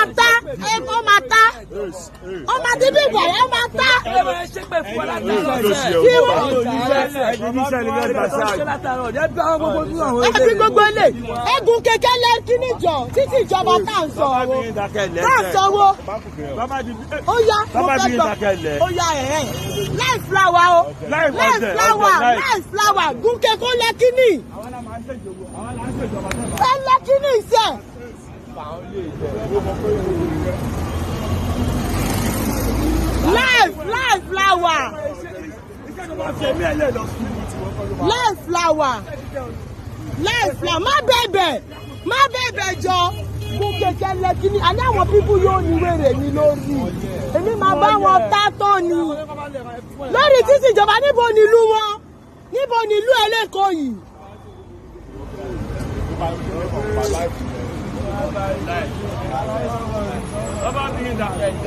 Kamale. Oh, sọ pé àwọn fẹ́ gba nǹkan o. Wọn náà fẹ́ gba nǹkan náà nílẹ̀. Lórí títí tó ń sanwó oṣù, tó ń sanwó fún ìjọba. Wọ́n gún kẹ̀kẹ́ lẹ́sẹ̀. Èmi ò tí ẹ̀ẹ́dẹ́ lè mú dúró. Máa bá yí ta tó. Ó lè mú dúró. Ó bí ẹja. Ó lè mú dúró mi.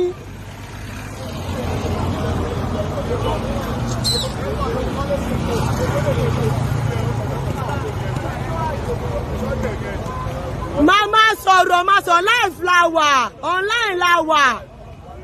Dẹ́mi, a ní ẹ wá lẹ́kí ní ìṣẹ́.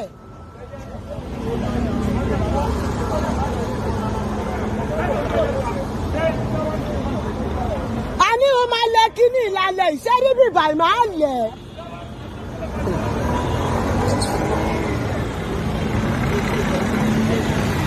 Ẹ máa sọ̀rọ̀.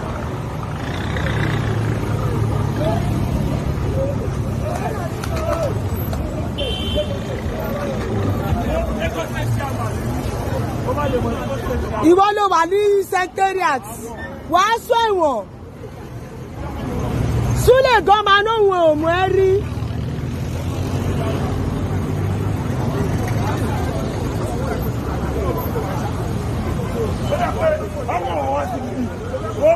Life lower.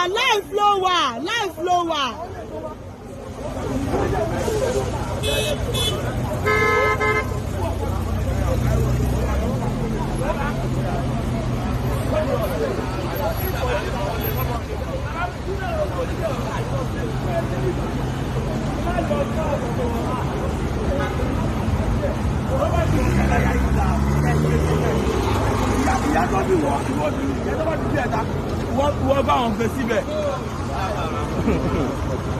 Ọmọ àjírí a máa ké ń pẹ́ wọ ayé bàbá mi lóde. Bàbá wọn tó fẹ́. Ó wà ní live. Ó wà ní live ló ń kú sójú títí fẹ́ bí sí. Ṣé wèrè ló ṣeré ní pápákọ̀ náà ṣe ní láì máa fídíò? Máa fídíò àwọn eléyìí o, máa fídíò wọn. Ẹni tí ká happen. Anything can happen. My one life. Mama one life. Anything can happen. My one life. Come on, look, mo bi tẹ́mi gan ti wá ni ládùúgbò yìí mo bi tẹ́mi gan ti wá ni Yorùbá mà lájọ ń sọ Yorùbá mà jọ lásán mi máa ṣe yíbò mi máa kí ṣe yíbò ẹ ńlá fún mi mọ́lẹ̀ wà láì gbogbo èèyàn ló máa kó ládùúgbò yìí wà láì èèyàn tí ò mọ̀ ń pè wọ́n máa kó wà ńlá fún mi mọ́lẹ̀ èèyàn tí ò mọ̀ ń pè wọ́n kó ẹ má máa bá mi ṣe báyìí jọ. Àwọn facility ilẹ̀. Àwọn lè fi. Wọ́n máa gbé máa yìí tí fóònù yẹn fọ́ fóònù yìí táwa live àwa live àdúgbò yìí kò ní lọ. Máa wo wà live. Síta mò ń gbé. Àwọn wà náà yóò mú kí wà á pààyàn síta mò ń gbé. Sorry guys, I mean, I'm going to interpret. The video you are seeing there is a lady who was practically standing up to the thugs, the street, thugs. Usually in Lagos, for those who are watching from outside Nigeria, who hasn't been to Lagos before, okay? For whatever they have told you about Lagos, all the lies they've told you, for example, like it's a mega city, it's a this, no. You see, in Lagos, every street, I mean, especially on the mainland, is controlled by different gangs of group, okay? Like group of gangs. And what they do every day is to take money from all the commercial cyclists and buses. So they control bases like that. Now, if you want to do anything on any part of the streets, there is always going to be 1 or 2, 3 gangs that will come and give their permission to either do it or not. But in this case, a lady was putting up a campaign banner for another political party for an upcoming by-election in that area of Lagos. But you see those thugs in Lagos, every thug, let me say, every 10 thugs that you see, 8 of them are loyal to APC, Tinubu. So they believe that they are protected by being part of his criminal street gang. And that's why they believe that he controls the street. All these guys have no electoral value. Majority of them don't even vote. Their job is just to make sure that everything that happens on their street, including when election wants to happen, or who is allowed to campaign during elections. These are the unofficial, they have a name for them. I think they call them non-state actors. So that lady was putting up a banner, and they were telling her that she can't put any banner up because they are the one in government. They don't want any other party to campaign here. So she, being somebody who actually from the area, who grew up there, she is standing up to them and continue to tell them that I'm not Igbo. Me, I'm not Igbo. If they burn you well, touch that thing. They are telling her that she can't mount the banner, and she is. One sec, I'm coming. Mo sọ fún yín gbogbo ẹni mo fi sọ ohun tí àwọn leader wa sọ lókè ni pé Sanwó-Olú ni. I want to assure you this place we are not going to allow anybody to vote for anybody here.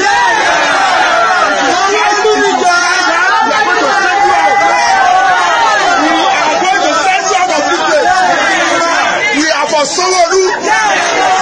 What our leader, Aṣíwájú Bọ́lá Ahmed Tinubu said.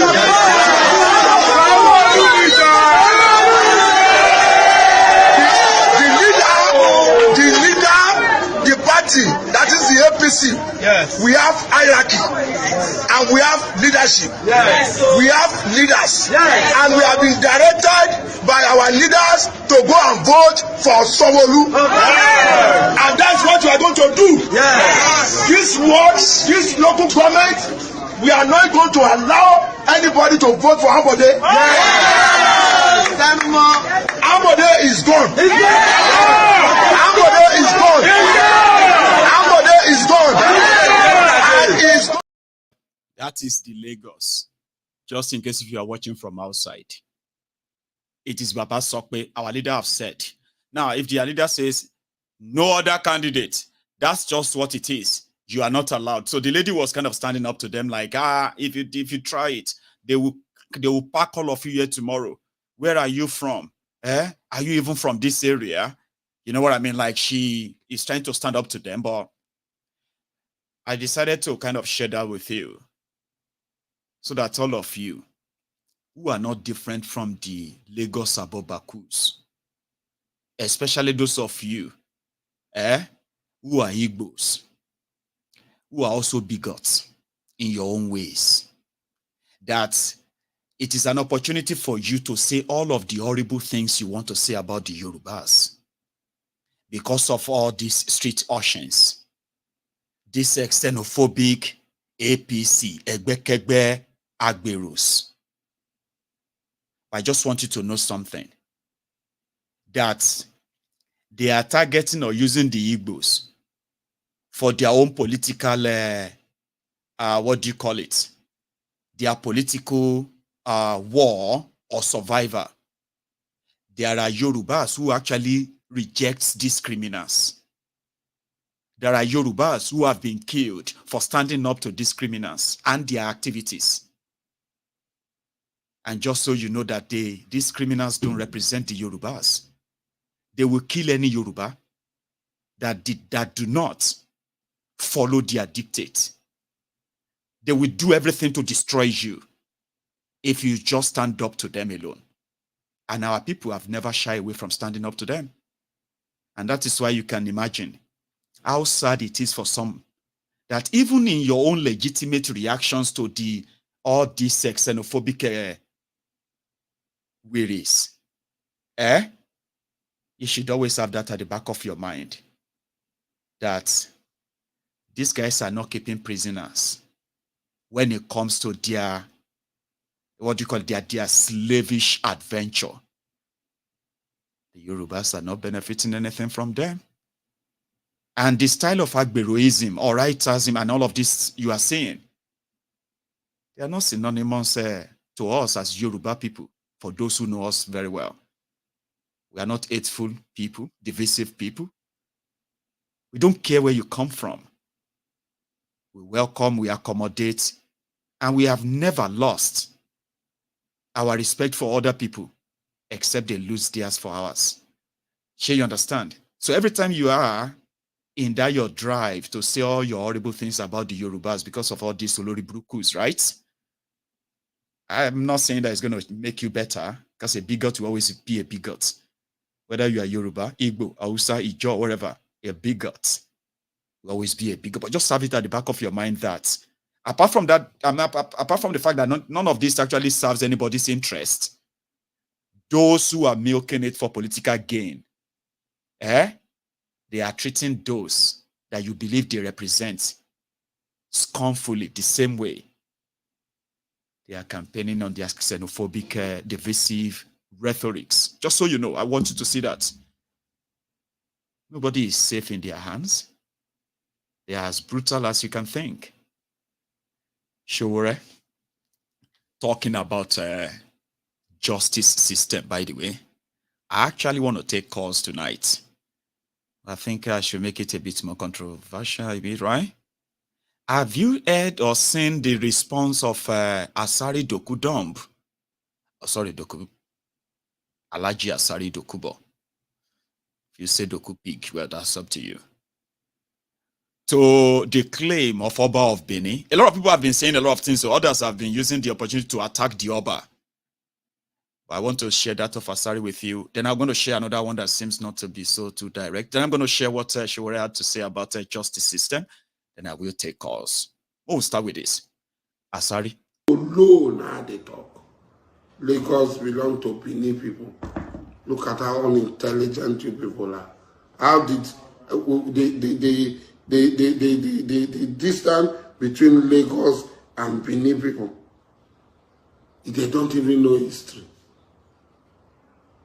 How Lagos was surrounded by Benin people. Look at how stupid those are useless argument is. Useless argument. Dawome attacked Lagos. Dawome attacked Abeokuta. Dawome attacked Oyembe. Borogu fought with Oyembe. Dawome is in Benin Republic. So Dawome people say, we own this place. Because they came to fight there. Borogu, part of Borogu is in Benin Republic. So Borogu people will say, because they is sharing all those places, Borogu army at the time occupied these places. So Kichi, the Okogun area of present Oyo State, Borogu people were occupying some of those places in those days. And now the capital of ancient Borno is in Benin Republic. So they will claim that Ibora, the whole of Okogun belong to them. You don't know history. A Benin army attacked Ondo, this down. Ijaw people ferried them. It's in history. Ijaw people ferried them. They went and attacked Lagos, Lagos Island. Not the whole of Lagos, just Lagos Island. And they occupied Lagos. Lagos was made up of 5 divisions. 4 of these divisions were in the former Western region. They don't know history, so they keep talking. Lagos belong to Benin. Which Oba of Benin that Lagos belong to? Which Oba of Benin? You see idiots. So they flew from there to found Lagos. They carried the land of Lagos from Benin and took it and put it in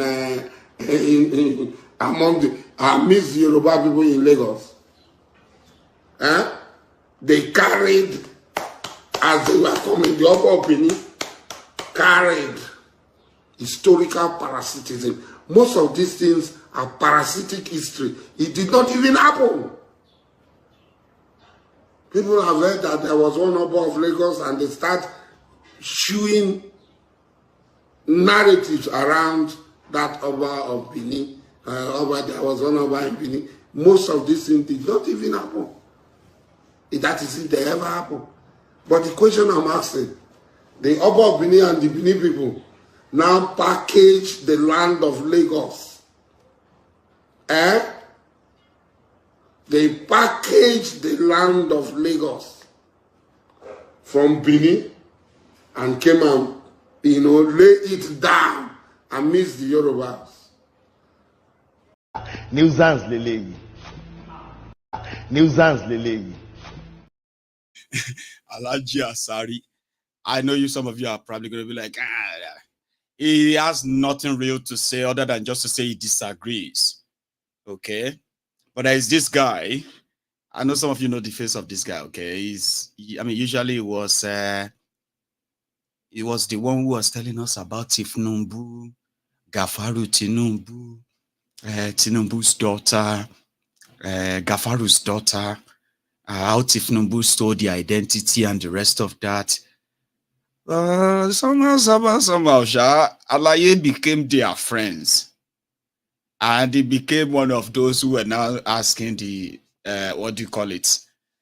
Asking you to vote for Tinubu. But he has a story here, and I'm going to just leave him out of it and just let you listen to that. It's a Lagosian, he claimed, okay? Responded to the Oba of Benin on the same matter. Quickly. With all due respect to the Oba of Benin, Oba Tokwe, sir, may you live long. Point of correction, sir. Lagos was never founded by the Benin. Lagos was never founded by the Benin. I'm glad that you said some part of Lagos, not all or the entire Lagos. Yes, you are right. Your ancestors settled on a small island that was called Eko then. before the creation of Lagos. And on this very island, they never created it. The island has been there before the arrival of your ancestors. Your ancestors only came and forcefully imposed a taxation system on transit with the traders on the land called Igoro, Idu Igoro, wherever that means in Benin, I do not know. But there has been other tribes on the island before the creation of Lagos, even before the creation of Eko.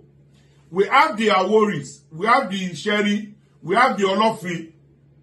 So many tribes has been on Lagos, or the modern Lagos now, before the creation of Lagos State.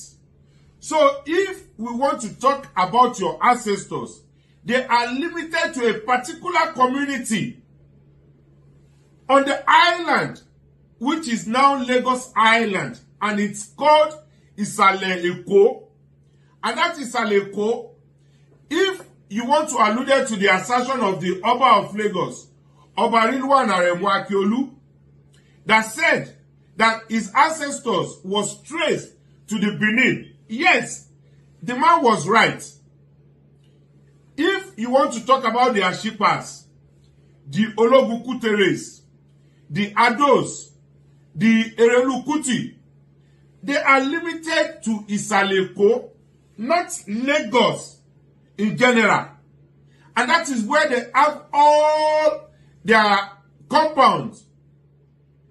And it's called Isaleko. So I will urge you, sir, to revisit Lagos and take a tour into the place that your ancestors settled, which is called Isaleko, not Lagos. So a lot of people that are saying Lagos is no man's land, somebody created Lagos. No. Lagos has been, that island has been in existence before the creation of Eko and even the creation of Lagos State. And for us to know that it was the greed of the Awolowo's then that created Western Nigeria, or moved Western Nigeria to some part of Lagos.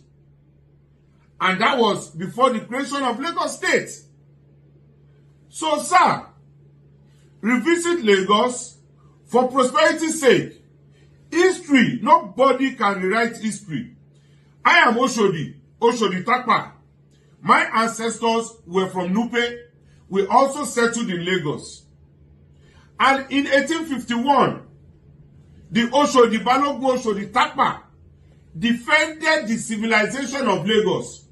Even how many times would they tell you before you know that Nigeria is not for you? Ah! Now they never leave you. They have left you behind. Photo, not be juju be that. Sorry, oh. May God not allow them, may them kill you. Because the bottom line is that how much food is your ethnicism putting on your table? How much safety is your religious fanaticism giving you? And what much progress is all this history going to sort of give you? Sure, talking about the injustice through the supposed justice system. Abi, I will take calls after this. More listen, guys. We're gathered here today because of a pertinent issue on Nigeria. Yes. What would be your stake in all of this? Well, right now, I think the chicken has come home to roast. And the chicken, I'm talking about the judiciary. And part of what we're talking about today is that there's a laser focus on the judiciary. And because they've been getting away with all these atrocities over the years, we are victims of judicial rascality from the university days where judges would just make pronouncements as they like. Judges were the ones who have confronted the Nigerian democracy. Judges were the ones who made the pronouncement on 12th to 3rd in 1979 or 1979. 79, yeah. Thereby robbing Nigeria of some of the best democratic transitions. Judges were the ones who prevented transfer of power to civilian rulers in the best elections in 1993. Yes, judges in 2007 ruled that you don't need serial numbers on ballot papers. Even the man who was then awarded that election, came and said he's sorry and wanted to reform the judicial process. Judges are the ones who send innocent people to jail while they keep the criminals in power. Judges are the ones who have issued all kinds of pronouncements, injunctions to make it impossible for this country to make progress. And I'm happy, in my own experience, 30 years later, that judges are coming to judgment. Yes. All right, there is a case on the Kano Judiciary whereby the judgment was given from what was delivered on paper. This is part of what we are talking about. What do you make of that? Well, it is part of the manipulation of justice. What must have happened is that, and this is what I've experienced both as a victim of the judiciary and as a reporter, in every situation, when you go to the judiciary, the Nigerian court, you need two sets of lawyers. The ones that know the judge and the one that knows a little bit of law. The ones that know the judge are the ones who get you justice, quote unquote. And what they do is that, in most cases, and this is well known, they will ask each of the sides to write judgments for them and then ask for money. The ones that pays the highest will have his judgments read.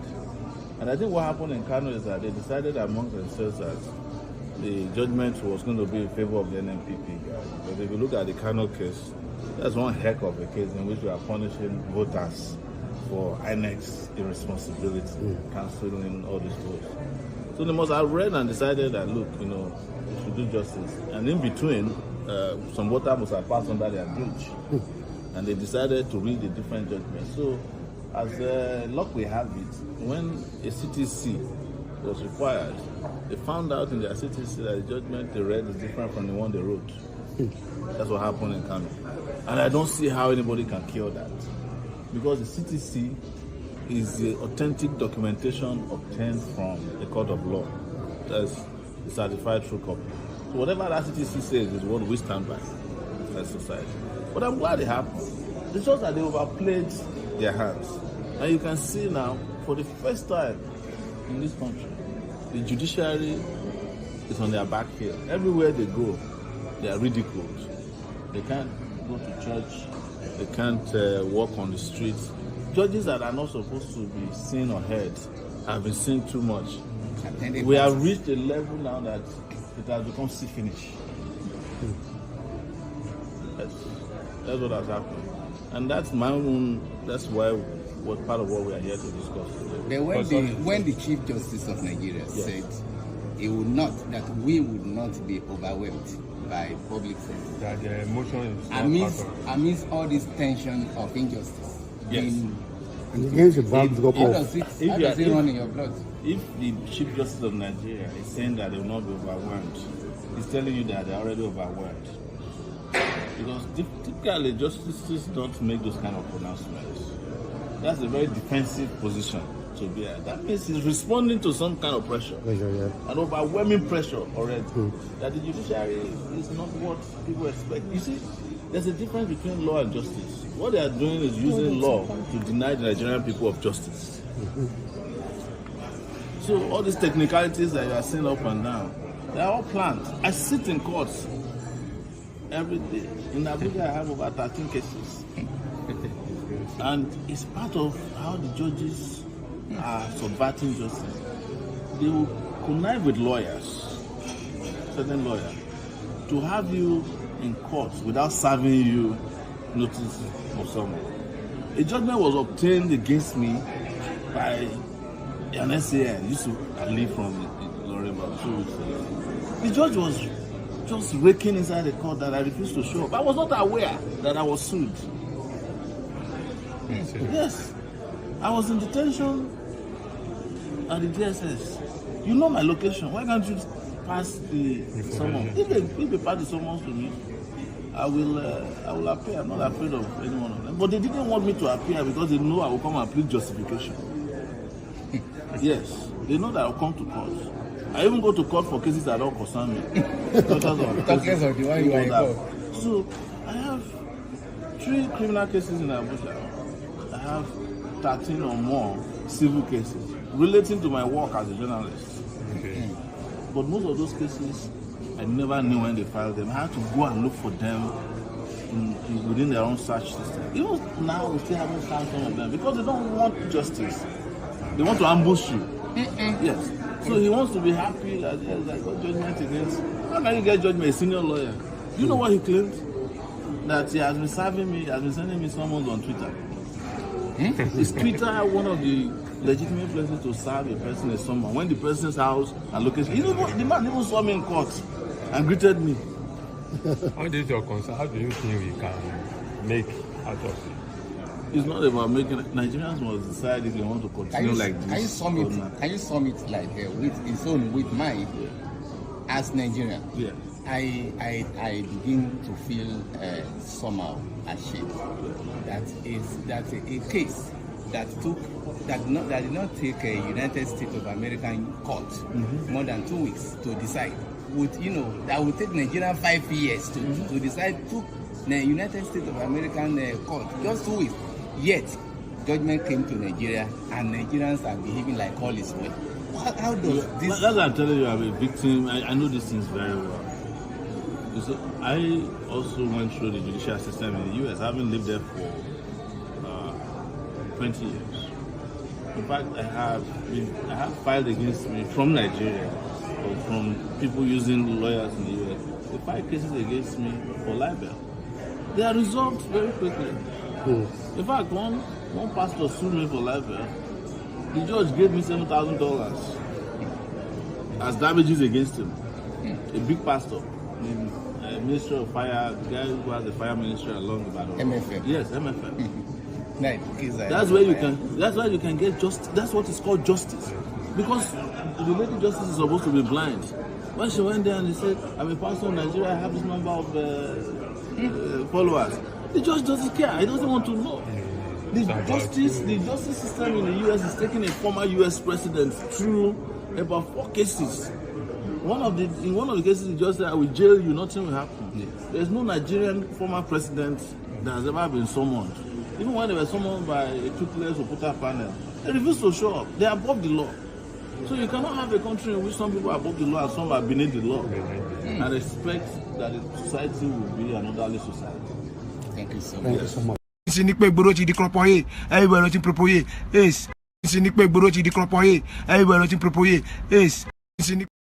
And that is the truth. Showore, thank you very much for that. It's a long 8 minutes chart, which simply covers almost everything. So I'm going to keep my line open, okay?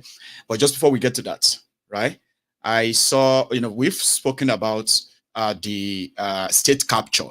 They've captured everywhere. They've did this and all of that. In fact, at the National Assembly, I saw where people were kind of surprised that they were not singing Nigeria National Anthem at the Nigeria National Assembly when Tinubu was presenting his budget. They were singing On Your Mandate We Shall Stand. And that is giving a lot of people PTSD. Like, hey, God, now so it will start. Now so everything started. Maybe now they will give you that number, 666. Adikilele, which kind of thing be this? And you have military men in uniform also in that place, standing up to Tinubu's anthem.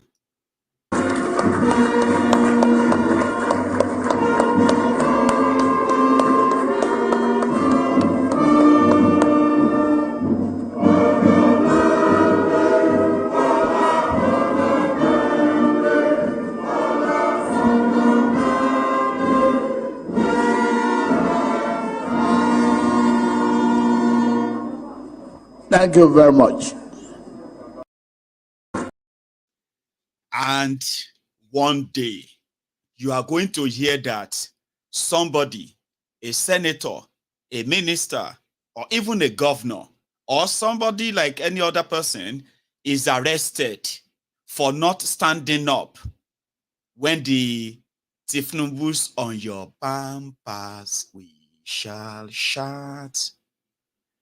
On your pampas we shall shout. On your pampas, Bola, on your pampas, Bola, on your pampas, we shall poo. Somebody no stand up, 10 years in jail for not standing up for Tifnubu's anthem. You will get there. When I saw it build gradually and gradually, right? Let me make a cup of tea. I have callers already, but they will have to wait for another 2 minutes. Please, if you are still here with me, remember, like the broadcast, share it, and indeed, subscribe as well, okay? Give me just 2 minutes to make myself another cup of tea. And when I get back, I will pick some calls, okay? Thank you.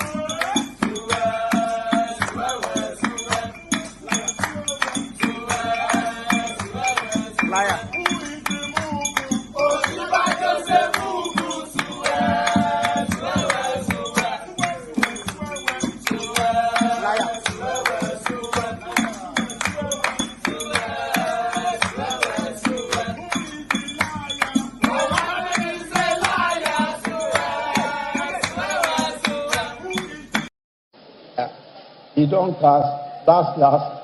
Everybody go chop breakfast.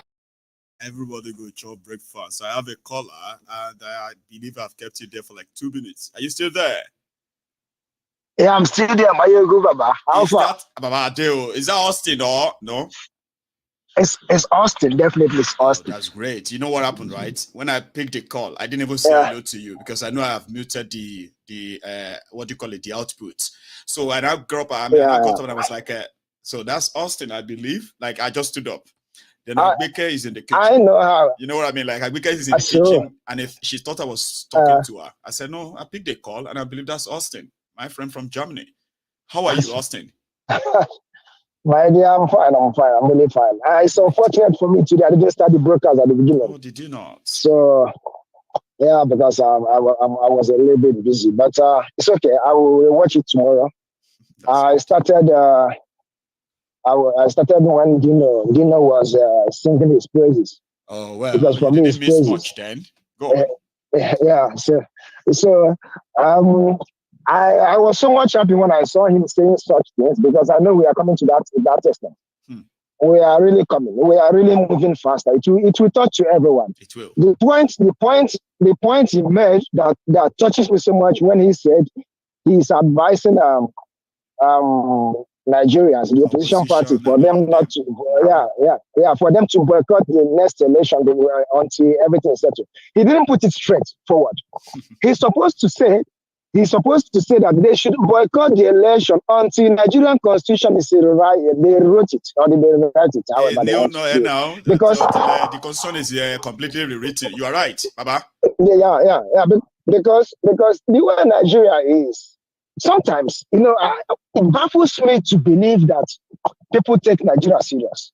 Nothing shocks me in Nigeria. Anymore. Since I know what Nigeria is all about. Before I used to be so much adamant about Nigeria, but since I know what Nigeria is all about, nothing moves me anymore. No. I'm telling you honestly. If election happen, if they are going to contest election now during this 2023 election, I was the only person in my area that was outstanding, that was saying, if Peter win, I bet with a lot of guys, come and take 1,000 euro from me. And everybody was saying, "Why? What are you saying?" I said, "Don't you know the system? P2B doesn't feed the system. Nigeria is so corrupt that even corruption is afraid of Nigeria. There is no way they will allow you. You can't, because if you are coming there, you are coming to spoil the sea. Yeah, they can't. They can't. They will never allow you. So what is he going to do? Okay, when they robbed him, and everybody starts saying, "Yeah, he's going to court. The judiciary, he used to win in court." I say, "Are you?" They even said his lawyer has never lost a case. I said, well, he has never lost a case. I said, "Do you know what you're talking about? Do you know what you're talking about? We are talking about Nigeria. We are not talking about Anambra State. We are talking about Nigeria. Nigeria is a different ball game." So why I'm touching this areas now is because a lot of Nigerians have failed to know what Nigeria is all about. The people that are governing Nigeria doesn't believe in one Nigeria. They know the system. Because I don't see how a minister of education, children will be schooling outside of Nigeria. Whom is he ministering in Nigeria? And still Nigeria, and the fellow Nigerians, the common ordinary Nigerian is believing in one Nigeria. We are the ones shouting one Nigeria, one Nigeria. I don't even know what our people want. But like you really said, that when election again will come, the same people that are crying now for APC will still go and queue and vote for APC again. They will even queue for APC.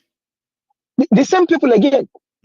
Let me just use my our place, like Eastern side, Imo State.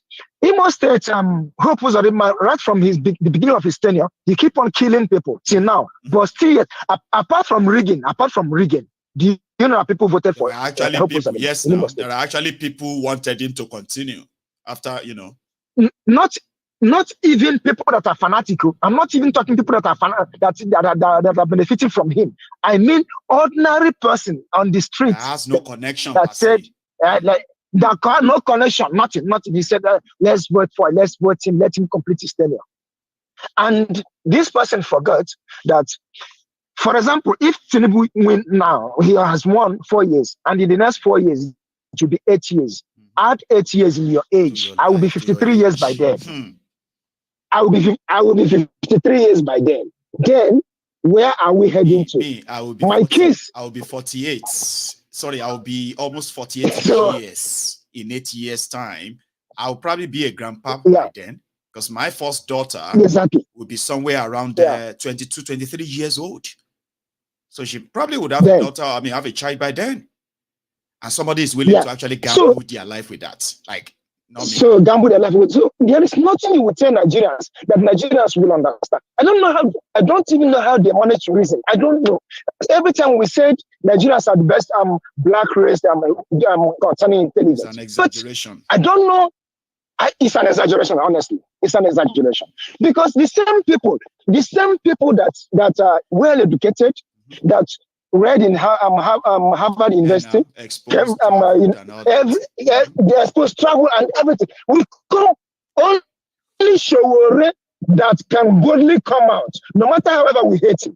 Only Showore that can boldly come out and say it how it is. And a little bit P2B, a little bit P2B. P2B is very skeptic about the words he said. He chooses words. But Showore open it how it is. You don't choose, he just say it how it is. Only Showore come out and say the political class. This is how it is. What are we doing in he doesn't hold it back. So, but our people, the so much educated people in Nigeria will be telling you, the Bible. If they don't push it to the Bible, they push it to God. If they don't push it to God, they say, "Do you know who I am?" I read. They keep on bringing useless vocabularies that have no meaning in life. Nothing. That is the reason why Nigeria is into this mess today.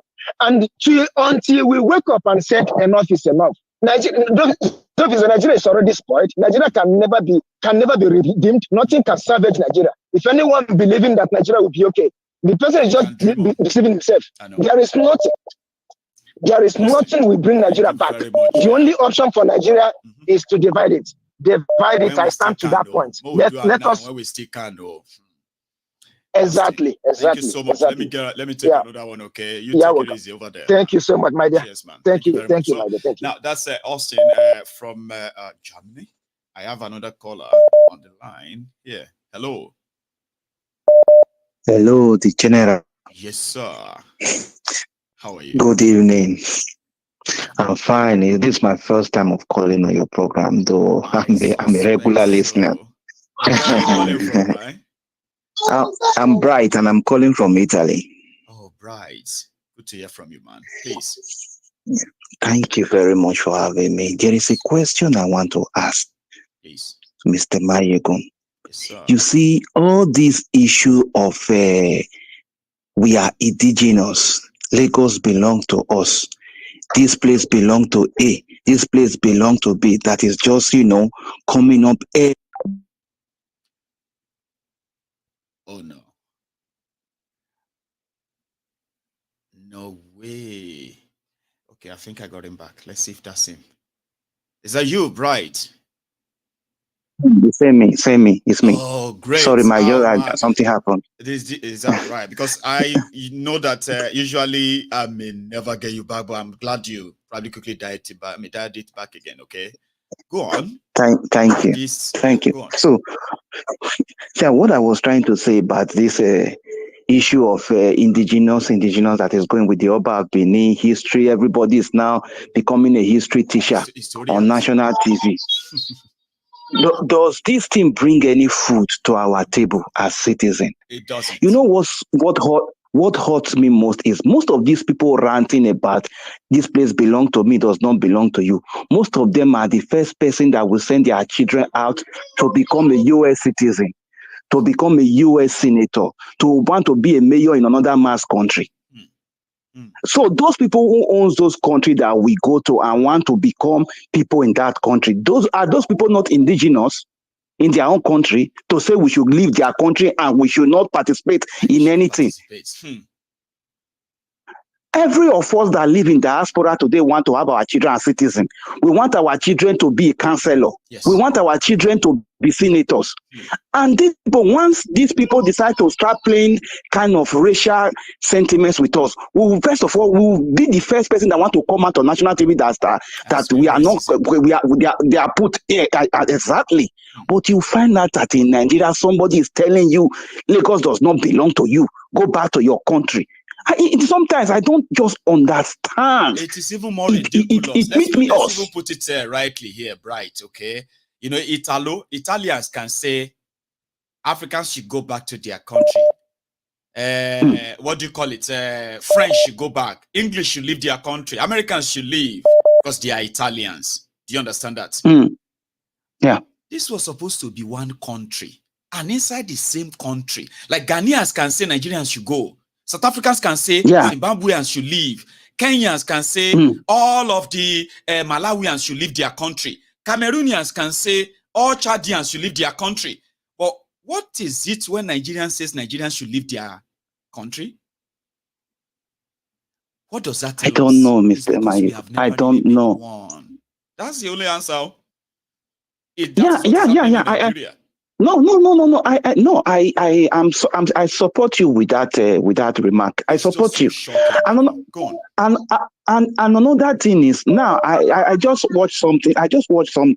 Some minutes ago. I saw Dino Melaye complaining that we should boycott election. Is it now that they want to?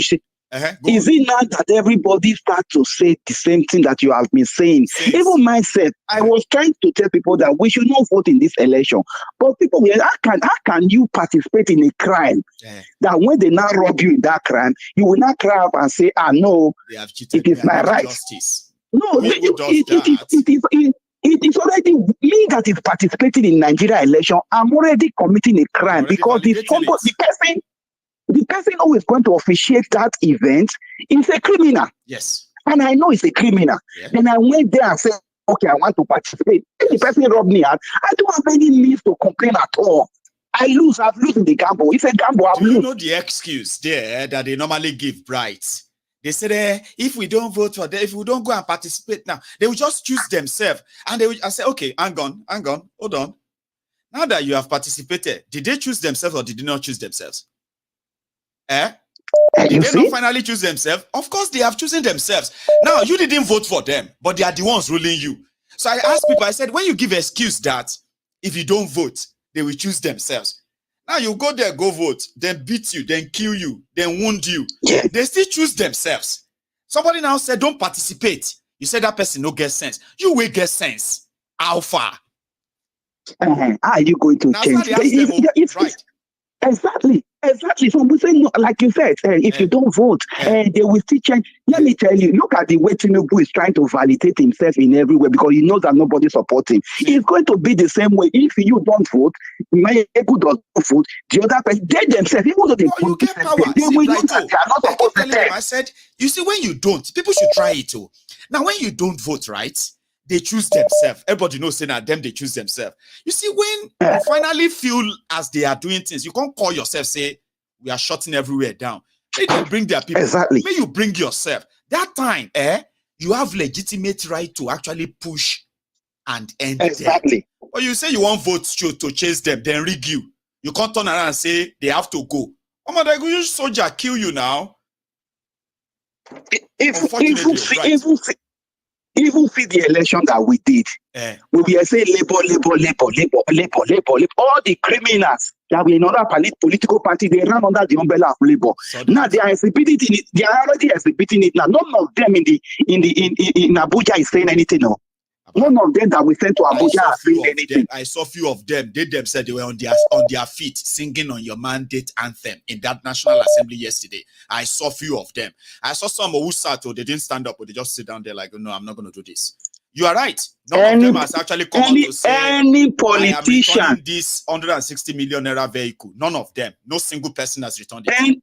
Any sensible politician that is for the people, that is telling you that 2027 we are going to go and collect our PVC, that person should be shamed as a politician. You're not supposed to boo them and say, hey, don't talk to us because they want to fraud. They want to. You should be shamed.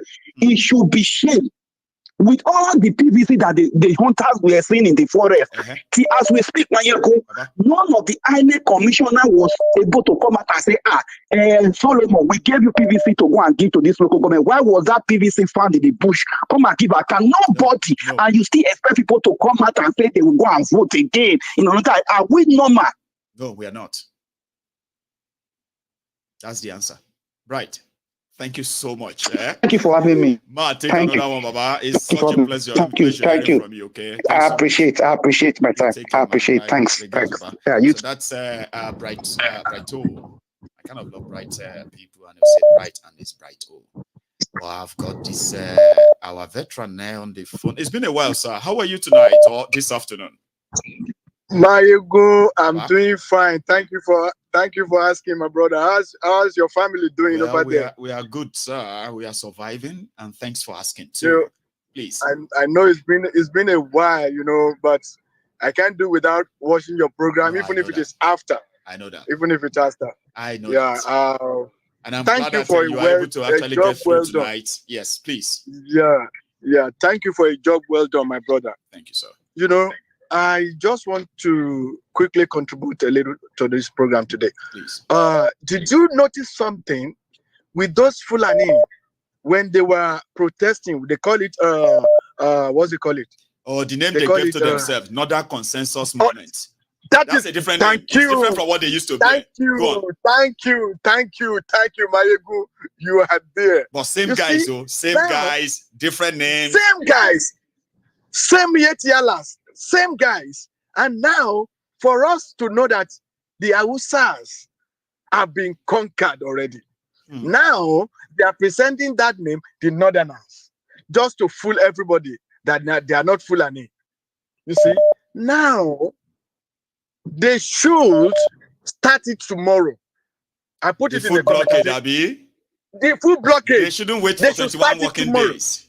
No, they should not wait for 21 working days. They should start it tomorrow. Right. If they know that they are able, that they will do it, they should start tomorrow.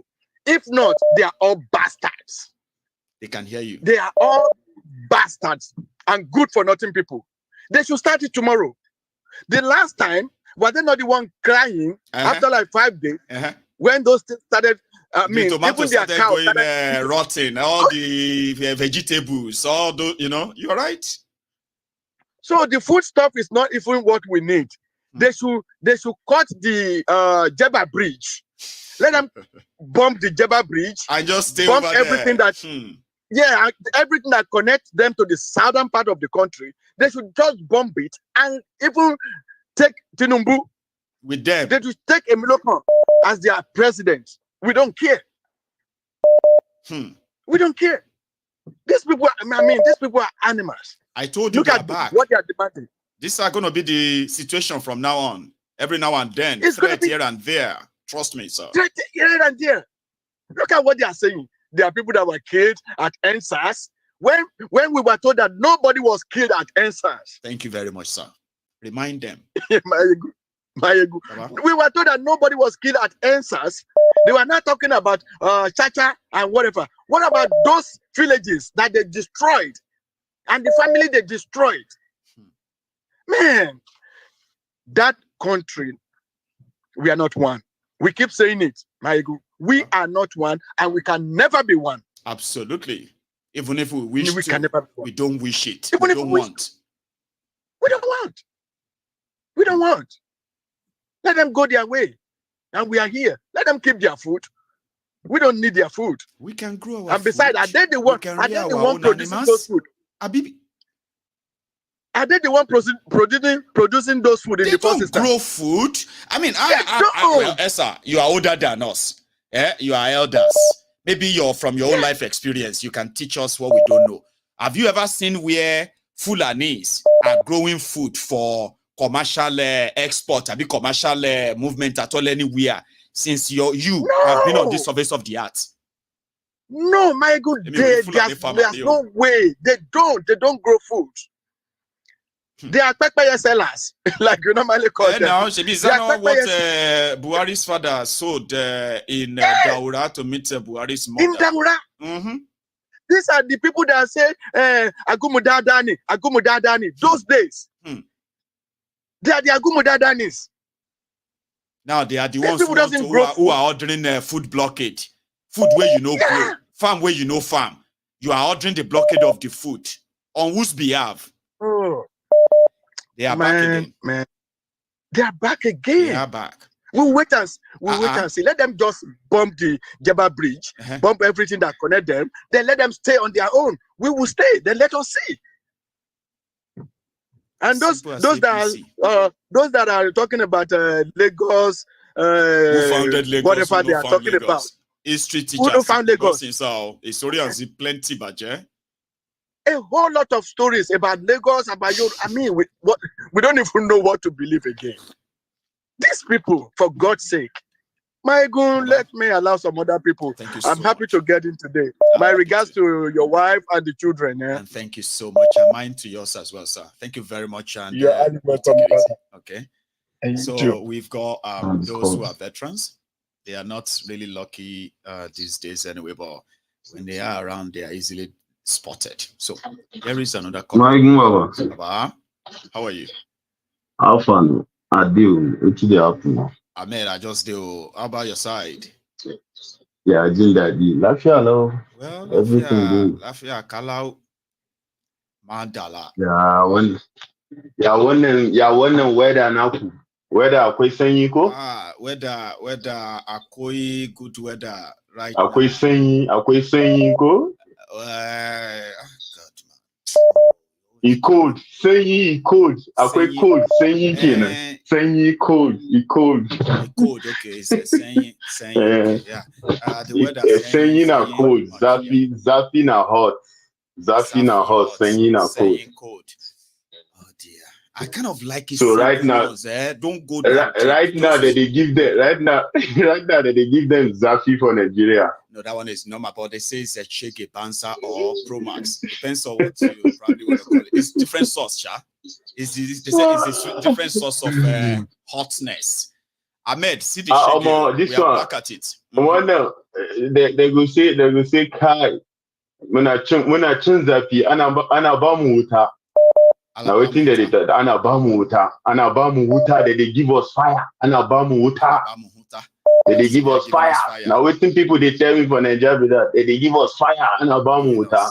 Tinubu na ba mu wuta na ce yawa. Well, I'm gonna wait for much of them to come out with such expression because the fire right now Baba.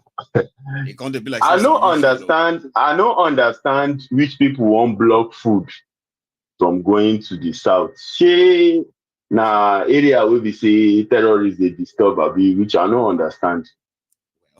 Waiting that they import go south. Most of the things I know see they import past albosa ni. Vegetables. Lẹ́yìn albosa. We know they grow vegetable ni. I mean, you know, which people get which people get Greenland? Which about, you know, say all those tomato, right? Tomatoes, pepper, and the rest of them. For here, not vegetable that they call them in my area. Not true. But I forgot that a vegetable. Myself, I don't turn out. Pepper na pepper. Myself, I don't forget. Myself. You say I don't follow you. Yeah, I don't forget. You remember now? We say our vegetables, right? Now that's not vegetable. I know. Say Eastern Nigeria grows vegetable. The Middlebelt they grow vegetables as well, and they grow these onions, pepper, all those. You know what I mean? Anyway, Ahmed, is your zone. Tell us more. Who has the power to actually blockade food? If you are talking about growing of crops. Now places like Niger, Nasarawa, those places, now they feel boost, say that they grow things. And they are not northern Nigeria. They are middle. Thank you. So Benue, man, don't forget Benue. Put Benue in there. Now them they farm. Now they farmers. Jos. Then southern part of Kaduna, Jos. You know, Jos. Enter those part of Kogismo. Now those people where they farm, now those people where we know say that they farm. So this one where someone go come they carry another person thing, come they use and brag. I don't understand. I don't understand too. See, make them block him, make it start. As like the last caller said, make them block him. They should block it. Let's start. Let's see who go suffer pass. Who go suffer pass. But the problem now is that, Ahmed, you know, the problem is that these guys have they have penchant for threatening people. The real farmers and the traders who buy all these farm produce to bring them to the south, right? They are those they will threaten, and those truck owners that will not be able to move. Sure, you understand now? Even the farmers them threaten them now. Share the people where they will stop. Those people who are near that thing, okay,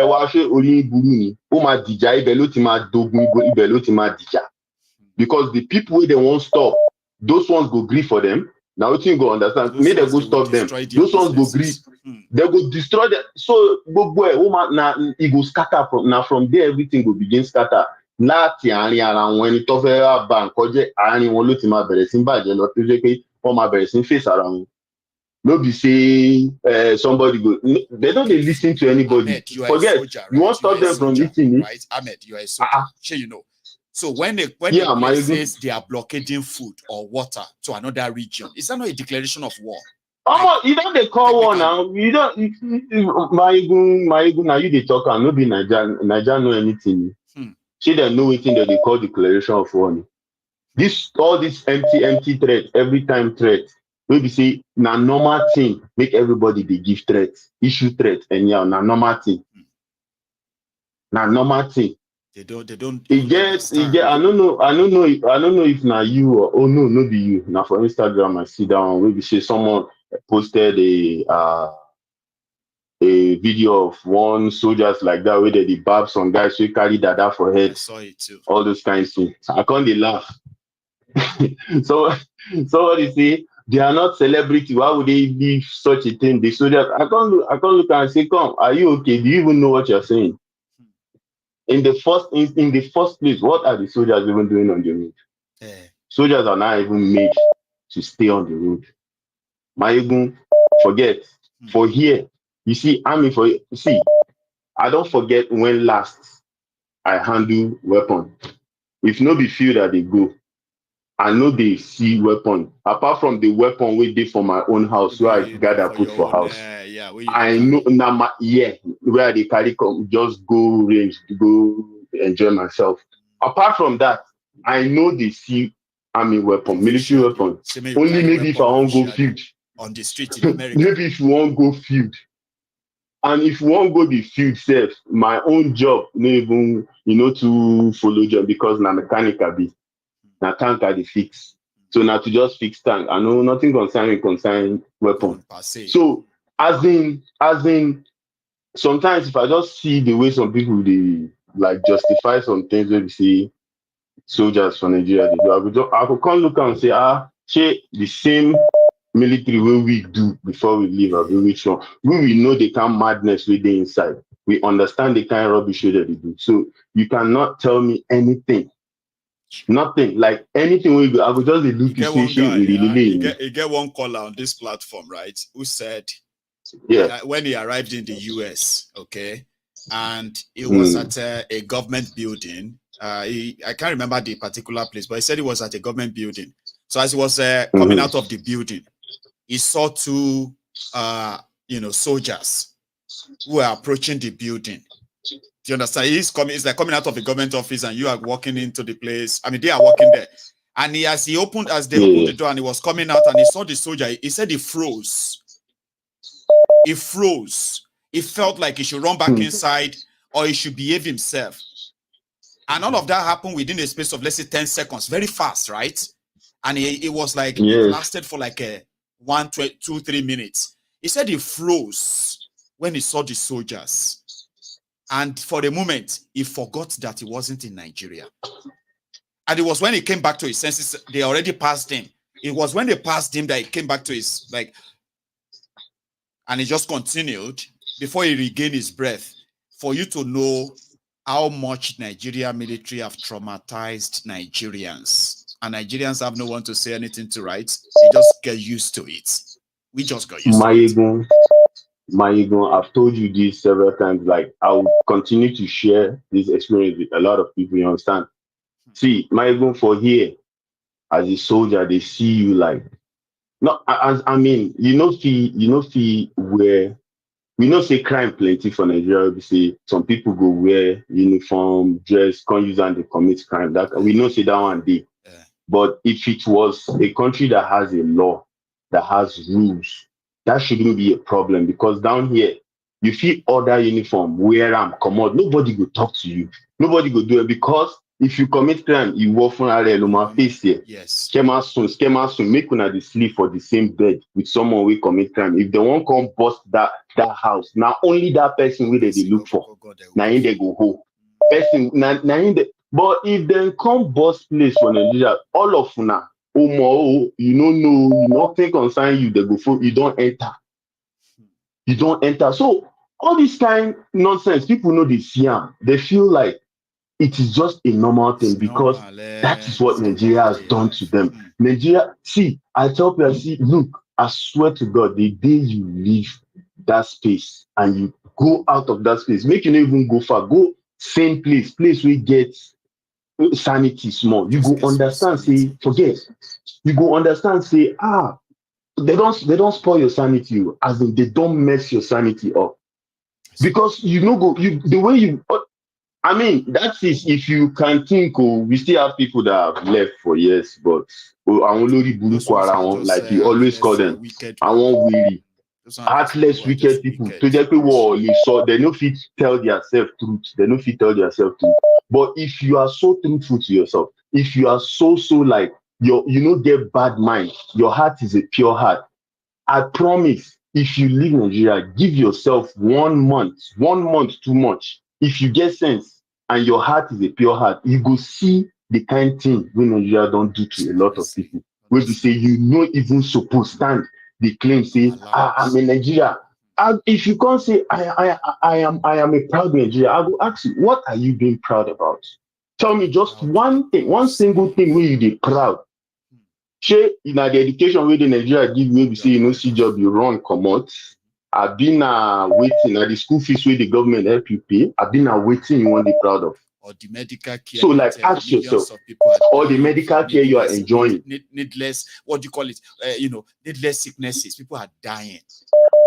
And the same people that you are, we make sure we try and vote. They are still coming down here, bringing your money to come and enjoy the same thing you are enjoying without paying shishi. They will still pack your money and come down here. So why can't you just think good? But you know, say we serve our individual, we get bad mind. You know. So not the only like the same leaders where you see where the people where you see they cry, the day where they reach there, the same thing. So now continuous thing. People where they cry, like Dino, you don't touch him, he don't reach there, you don't touch him now, he still they cry from top, he they cry. So anybody that can Dino, you already know he's already a madman. So if you know feel look waiting Dino talk, make you use and reason. You know if you get reasoning brain again. There's no point that you know if you reason again. Forget to, you know if you reason again. If person like Dino fit talk, where you say you know go reason, you know go look and talk, waiting talk for that place, use them. You know if you get reasoning again. Forget. You should lock follow to him, to be sorrow follow. You know if you reason again. My ego, leave them, make them block him. Oh my boss, my boss, make you no worry. No Allah na my ego. Thank you very much. Enjoy, brother. All right. Now that's Ahmed, dear. You see the issue of in Nigeria, when they say they are coming for somebody who commits a crime and they can't find the person, they will arrest and raid everybody in that household. Okay, and that is why when you hear that, when you hear that the Nigerian military or Nigeria police, they are coming, you will see that a lot of people will just pick race and they will start running. And you'll be wondering, but you didn't do anything now. Why are you running? You didn't do anything now. And they will tell you quickly that you are just a witness alone. May eventually cost you your freedom or $500,000 naira. Or they may end up selling your family property just to get you and bail you out of them, even though you are a witness. Nigeria. And it's a story of, this narration where they saw antelope running. Like, and then the elephant was like, antelope, stop. Why are you running like this? What are you running from? And he said, they are arresting all the goats. And I saw them arresting all the goats. That is why I had to run away. And the elephant was like, are you being serious right now?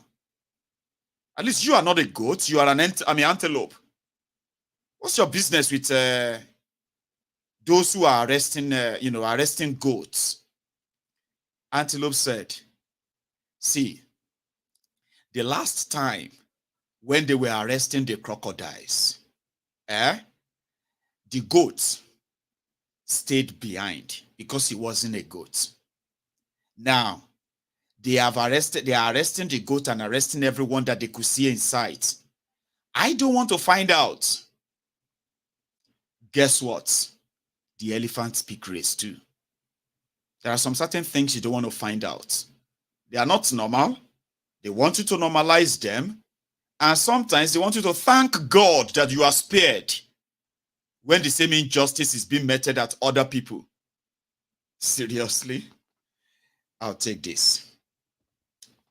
If you are still with me and you haven't really liked the broadcast, I think you should now. Please. Can you hear me? Hello? Yes, I can hear you. Good evening. Good evening, sir. How are you? I am fine, thank you. My name is George. I'm calling you from India. George from India. It's good to hear from you, Baba. Yeah. Please, you are live. Okay, thank you so much. I've been following you for over a long time, and I've been enjoying your program. Though the time you changed is now, it usually used to be 12:30, but now it's 1:30 a.m. So the program starts by 1:30 a.m. So did you say a.m.? It really tells. Are you actually like around 3 a.m. in India right now, and you are watching? Right now is 24 minutes past 4 a.m. So this is what I do every day. I have to watch you until it's 4:30 a.m. every day. Oh dear. Thank you so much, yes. Man. Your dedication is indeed, man. Like, I thought the people in Australia were those who watches me late.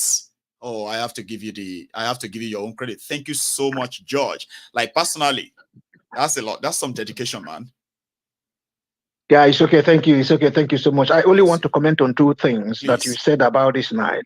And the two things is, I would be so glad if the Fulanis or the Northerners, if they can block that route, let them block it. That route, let them block it. Right now. One. Two, you used to say something in Nigeria. You know, when the PEPT, when the Presidential Election Petition Tribunal, when it was going on, Dino Melaye never said anything until it affects him. Now, you used to say something that in Nigeria, if it does not affect you, it does not happen. It is not happening exactly. There are so many people who believe that if it doesn't happen to them, it is not happening.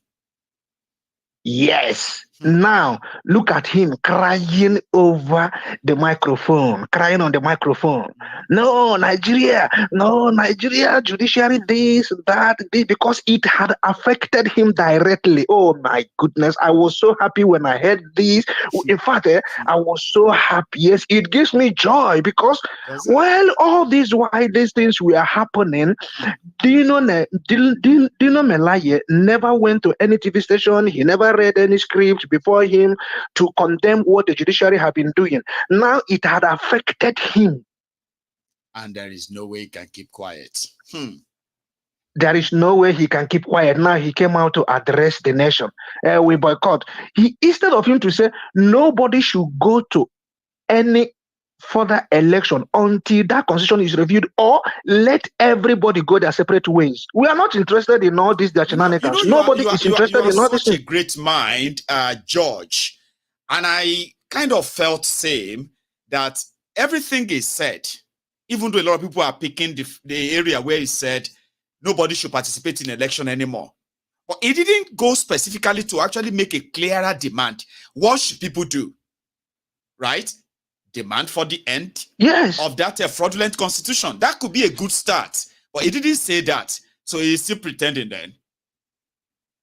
Yes, of course. Because everything is coming out from that constitution. That's right. So when everything is coming out from that constitution, it is better. He would have given Nigerians two options. Is either they split that country, everybody go their separate ways, or they should trash that constitution and come up with a good constitution. Because everything, whatever the judiciary is doing, comes out from the constitution. It does. Whatever the judiciary is doing, they were picking them from the constitution. So he is as good as he had not said anything. He only came out to cry because it affected him. That's just all. So these are the things I want to contribute tonight, this morning. You just take care of yourself. Thank you so much. I've been following you and I've been listening and I've been sacrificing the time and I will continue to sacrifice it. I don't care whatever it will cost me. Thank you so much. Right? See, I appreciate every minute that you always share on this platform. The fact that there are many people like yourself too, right? That I have not been able to say thank you to personally, even though I say thank you all the time. But George, to you, from me, right? I want to say thank you for every little and big support you've been giving out there, all right?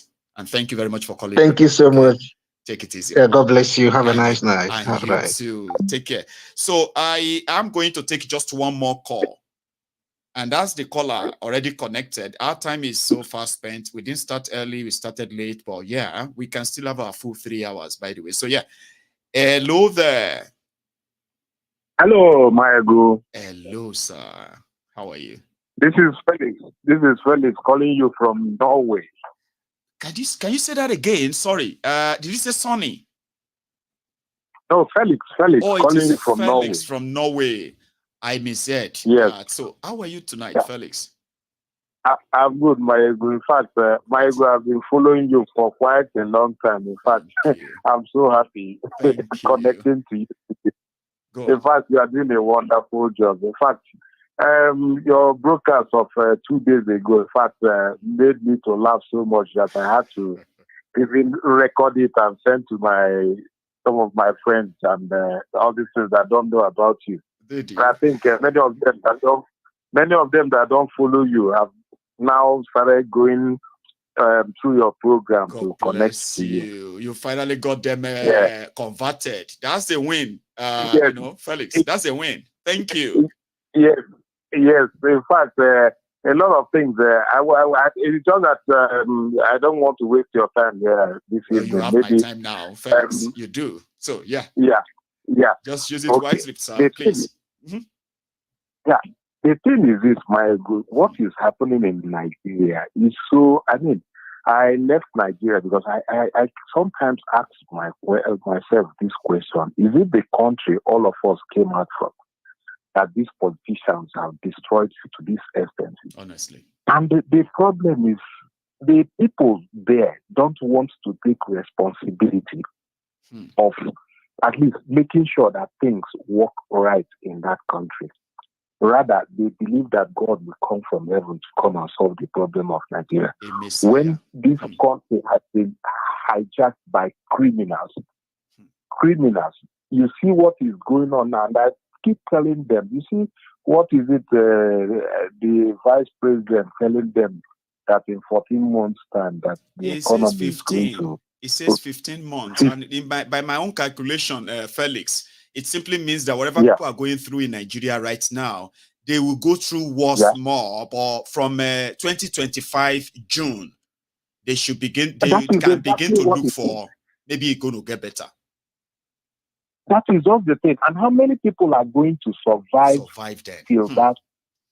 These are criminals borrowing to pay to share. You look at what they are doing, borrowing and borrowing without anything to show for.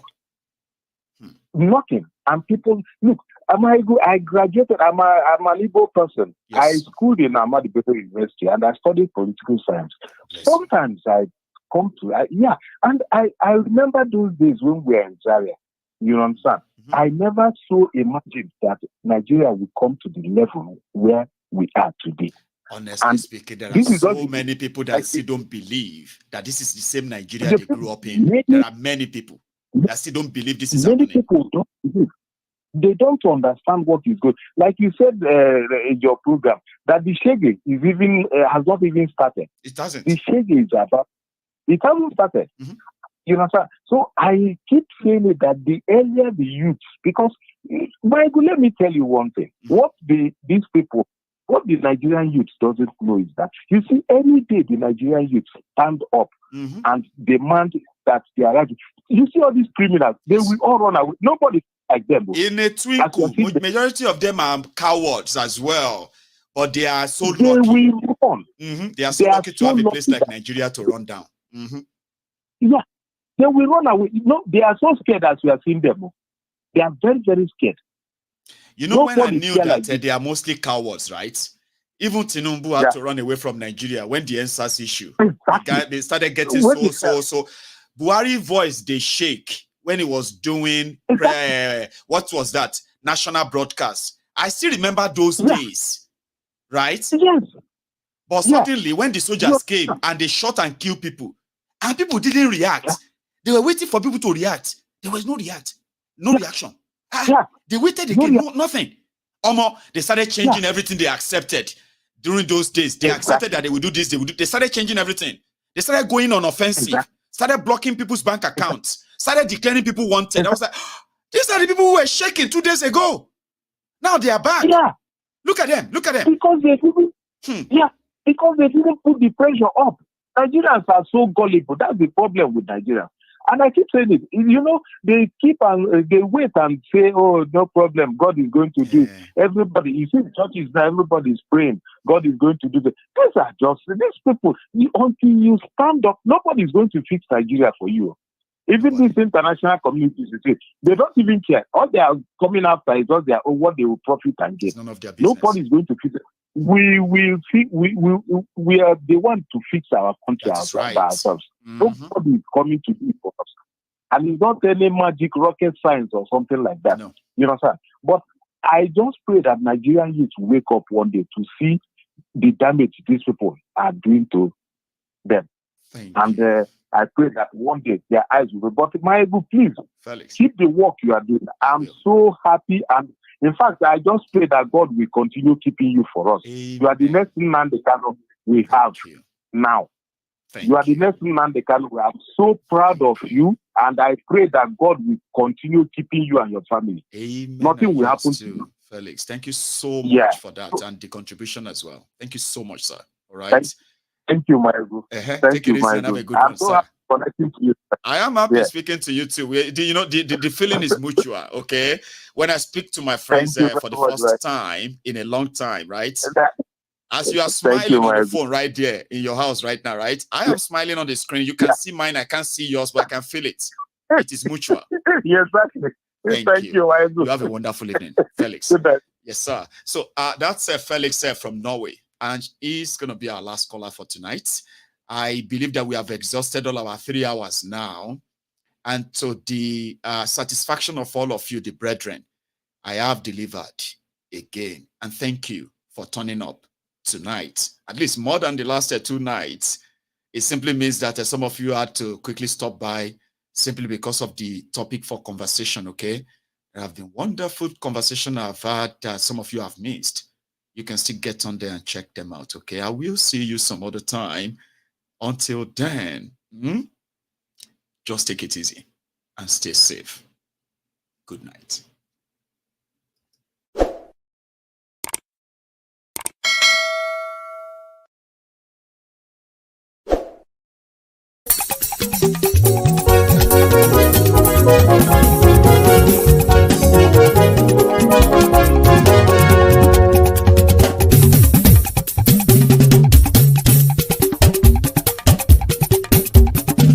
Mayegun làwa mọ̀ làmọ̀ tó dòdòdò. Mayegun Diary Nayibi #1. Mayegun làwa mọ̀ làmọ̀ tó dòdòdò. Mayegun Diary Nayibi #1. Mayegun ti dé o ọ̀rẹ́ ara ìlú. Mayegun Diary Nayibi #1. Lórí Facebook, lórí YouTube. Mayegun Diary Nayibi #1. Gbogbo bó ṣe ń lọ ni Mayegun já wa sí. Mayegun Diary Nayibi #1. Àṣírí ọ̀jẹ̀lú kì í bò níbẹ̀ o. Mayegun Diary Nayibi #1. Bó bá ṣe eré àní Mayegun máa wí.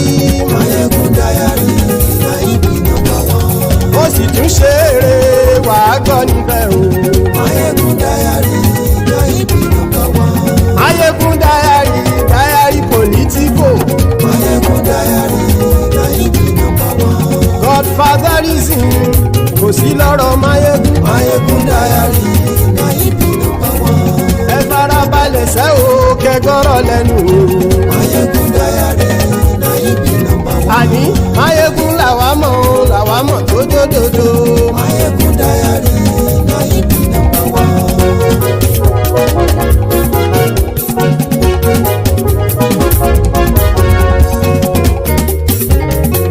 Àní ẹ̀sùn ràkì. Mayegun ti dé. Mayegun ti dé. Ọ̀jẹ̀lú ẹ̀sùn ràkì. Mayegun ti dé. Àní ẹ̀sùn ràkì. Mayegun ti dé. Lórí Facebook. Mayegun ti dé. Àní ẹ̀sùn ràkì. Mayegun ti dé. Lórí YouTube. Mayegun ti dé. Àní ẹ̀sùn ràkì. Mayegun ti dé. Bọ́ bàbá gbé wúrẹ́. Mayegun máa wí. Àní ẹ̀sùn ràkì. Mayegun ti dé. Ijó ìgbádìyẹ. Mayegun máa wí. Àní ẹ̀sùn ràkì. Mayegun ti dé. Bí pẹ̀sìdó bá rúfin o. Mayegun máa wí. Àní ẹ̀sùn ràkì. Mayegun ti dé. Bí gómìnà kówó jẹ. Mayegun máa wí. Àní ẹ̀sùn ràkì. Mayegun ti dé. Ọlọ́pàá tí ń darí bá. Mayegun máa wí. Àní ẹ̀sùn ràkì. Mayegun ti dé. Aṣòfin tí ń rúfin o. Mayegun máa wí. Àní ẹ̀sùn ràkì. Mayegun ti dé. Òpùrọ́ olóṣèlú. Mayegun máa wí. Àní ẹ̀sùn ràkì. Mayegun ti dé. Ọ̀jẹ̀lú ẹ̀sùn ràkì. Mayegun ti dé. Àní ẹ̀sùn ràkì. Mayegun ti dé.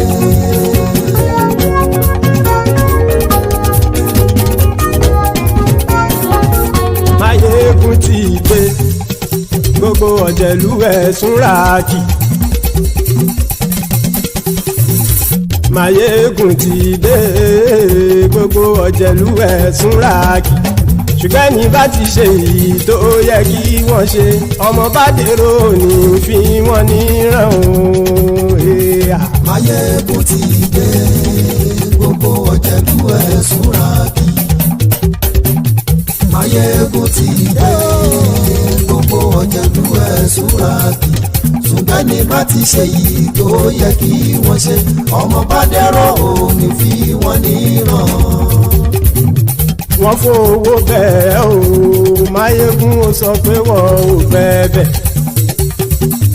Wọ́n fowó bẹ́ẹ̀ Máyégún ó sọ pé wọ́n ò fẹ́ bẹ́ẹ̀. Oníkan ṣáàtì ṣe yìí tó yẹ kí wọ́n ṣe fáwọn ará ìlú tó gbé wọn débẹ̀ o. Máyégún ti dé gbogbo ọ̀jẹ̀lú ẹ̀ súnra kì Máyégún ti dé gbogbo ọ̀jẹ̀lú ẹ̀ súnra kì ṣùgbọ́n ní má ti ṣe yìí tó yẹ kí wọ́n ṣe ọmọ bá dẹ́rọ̀ ò ní fi wọ́n níran. Kì máa yí ṣe eré ọ̀rọ̀ yìí kì í ṣe ẹ̀fẹ̀. Kì máa yí ṣe eré ọ̀rọ̀ yìí kì í ṣe ẹ̀fẹ̀. Ẹni bá ti lè lẹ́bọ̀ lẹ́rù o ọmọ bá dèrò kàṣà ìtú wọn síta. Máyégún ti dé gbogbo ọ̀jẹ̀lú ẹ̀ súnra kì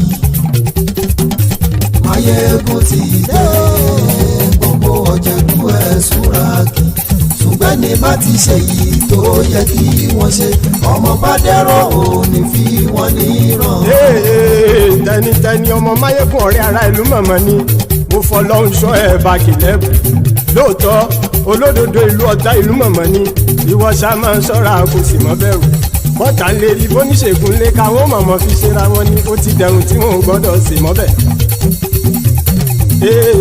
Èèpo ọ̀bọ lọmọ bá dérò tàjẹ́ ò gbọ́dọ̀ jẹ́ ó ti dọba lórí àbínú ẹni kò sì mọ́ bùyà àìsíwọ́lu ní ẹnìkẹ́ ìgbódì ẹyin lábàrá o ó kó ẹni tó bá dán o àkàmù. Máyégún ti dé gbogbo ọ̀jẹ̀lú ẹ̀ túnra kì Máyégún ti dé gbogbo ọ̀jẹ̀lú ẹ̀ túnra kì o.